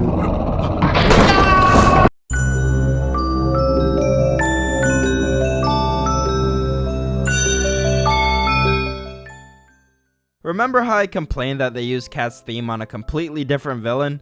Well, they just did it again with Freaky Fred. It completely defeats the purpose of a villain's theme song when you use it on somebody else. But that's not too big of a deal, I guess. The episode begins with Courage partaking in some regular dog activities before digging up an old rental book. He notices the return date has expired by 2 years and immediately leaves to return it. When speaking to the mean old librarian, the interest fee skyrocketed into something nobody could afford. As punishment, the librarian makes the book come to life by turning Muriel and Eustace into some sort of goblins. They become quite the spectacle for the town of Nowhere, and Courage uses that to his advantage so he could pay off the debt. Alright guys, this might actually be the scariest episode of Courage yet. It's so easy to forget or postpone a payment that accrues crazy interest. This episode just validates my paranoia. I don't think it's as good as the previous ones, but again, it's still solid.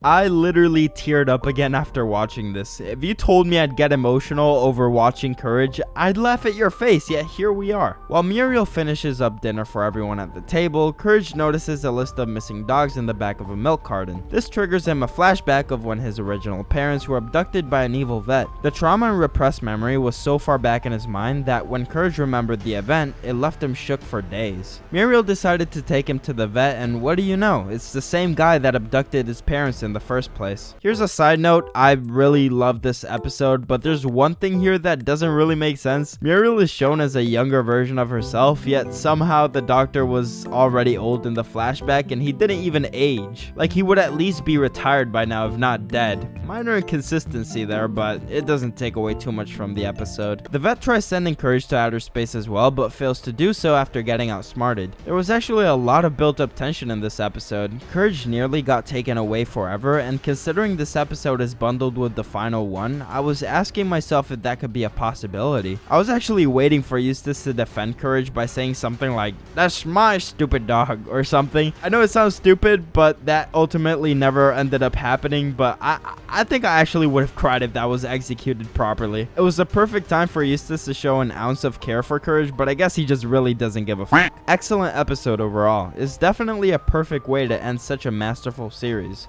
Which, by the way, speaking of perfect...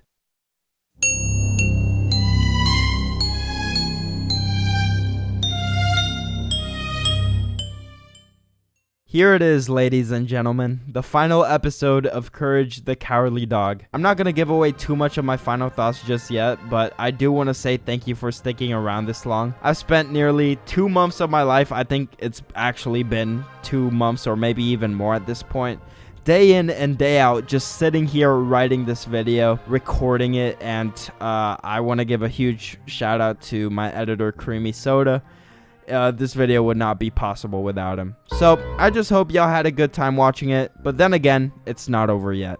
Courage gets self-conscious after Eustace tells him that he's not good enough. After realizing that nothing he does is perfect, a school teacher named the Perfectionist shows up out of thin air to re-educate him. The self-doubt consumes him so deeply that even his dreams begin to turn on him. That's where this fugly guy comes from, by the way. The next morning, Courage hallucinates a fish in the bathtub. It tells him that there's no such thing as perfection and that his imperfections actually give him strength. Whatever happened to these beautiful messages in cartoons, man? I swear shit's not the same anymore. But anyways, this gives Courage the confidence to look at his life in a new light and treasure the imperfections that surround him. And with that, we conclude the perfect ending to an imperfect cartoon. I heavily relate to the sentiment given my diagnosed OCD. It really makes me feel like no matter how much I progress, I'll forever remain stuck in the same place, fearing that maybe that feeling will never go away. To be frank with you, for those who know, that's why I deleted my previous Courage Straight Outta Nowhere video. My opinion had changed so drastically after rewatching the series that I felt physically uncomfortable keeping that video public. I wish I could tell you it was just a one-time thing, but I'm sure with time my imperfections will lead me to delete other videos too. The funny thing is that people constantly tell me that erasing the past is a mistake itself, but I like to think that whatever I leave up is what I want to be known for. Except the opposite your favorite Madman channel. I'm praying the YouTube gods smite that one for me. Season 4 was the best season Courage has ever had, straight up. I'm pretty sure the episodes I didn't enjoy can be counted with one singular hand. The rest was honestly amazing. I know that the show had to get discontinued for financial reasons, and it probably just got to a point where it was way too pricey to produce another episode, but I believe the amount of time the show ran for was just right,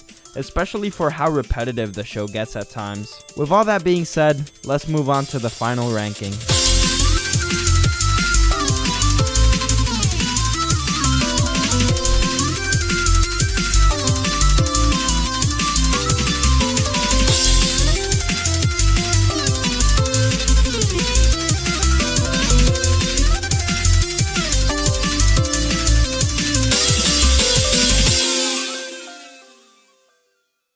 So what can we take from this whole experience? The Mask wins. It beats every single episode here. I was originally gonna do a tier list on every Courage villain, but I stopped myself mid-recording after realizing every one-off character was mostly ranked on a C tier, resulting in a pretty boring video. There were some exceptions such as the Hound Dog from The Mask, Freaky Fred obviously, amongst a couple more. However, since most villains have the same amount of screen time with an equally cookie-cutter backstory, I just didn't find them too interesting to rank anyways. If you watch this video the whole way through, I think I love you. I really don't know how to end this video off, so enjoy a clip of the dog himself, Marty Grabstein, talking about Courage starting an OnlyFans.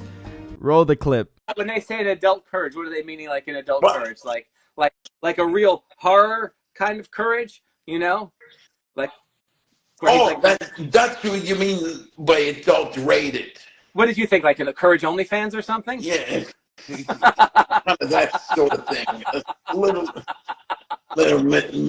messed up, you know. No, I think like if they did All the things I do for love.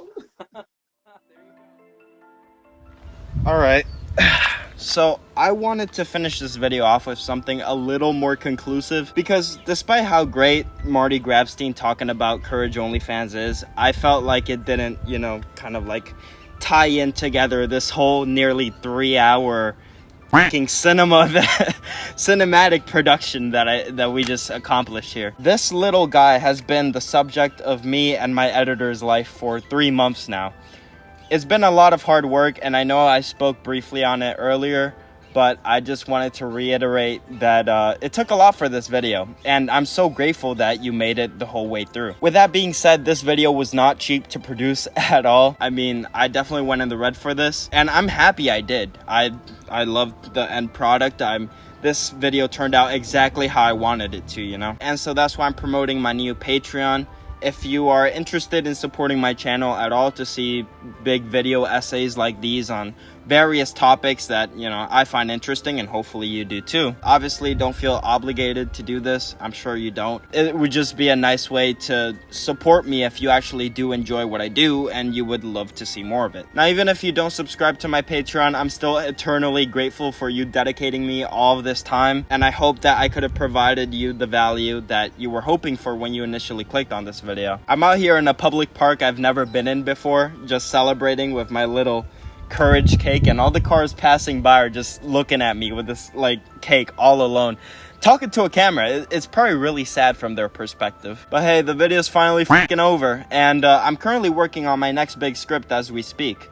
It's about a visual novel with many twists and turns, so you definitely don't want to miss out on that. Alright, you could probably go back to your peaceful lives or whatnot. You know, I'm definitely not looking any more normal right now, so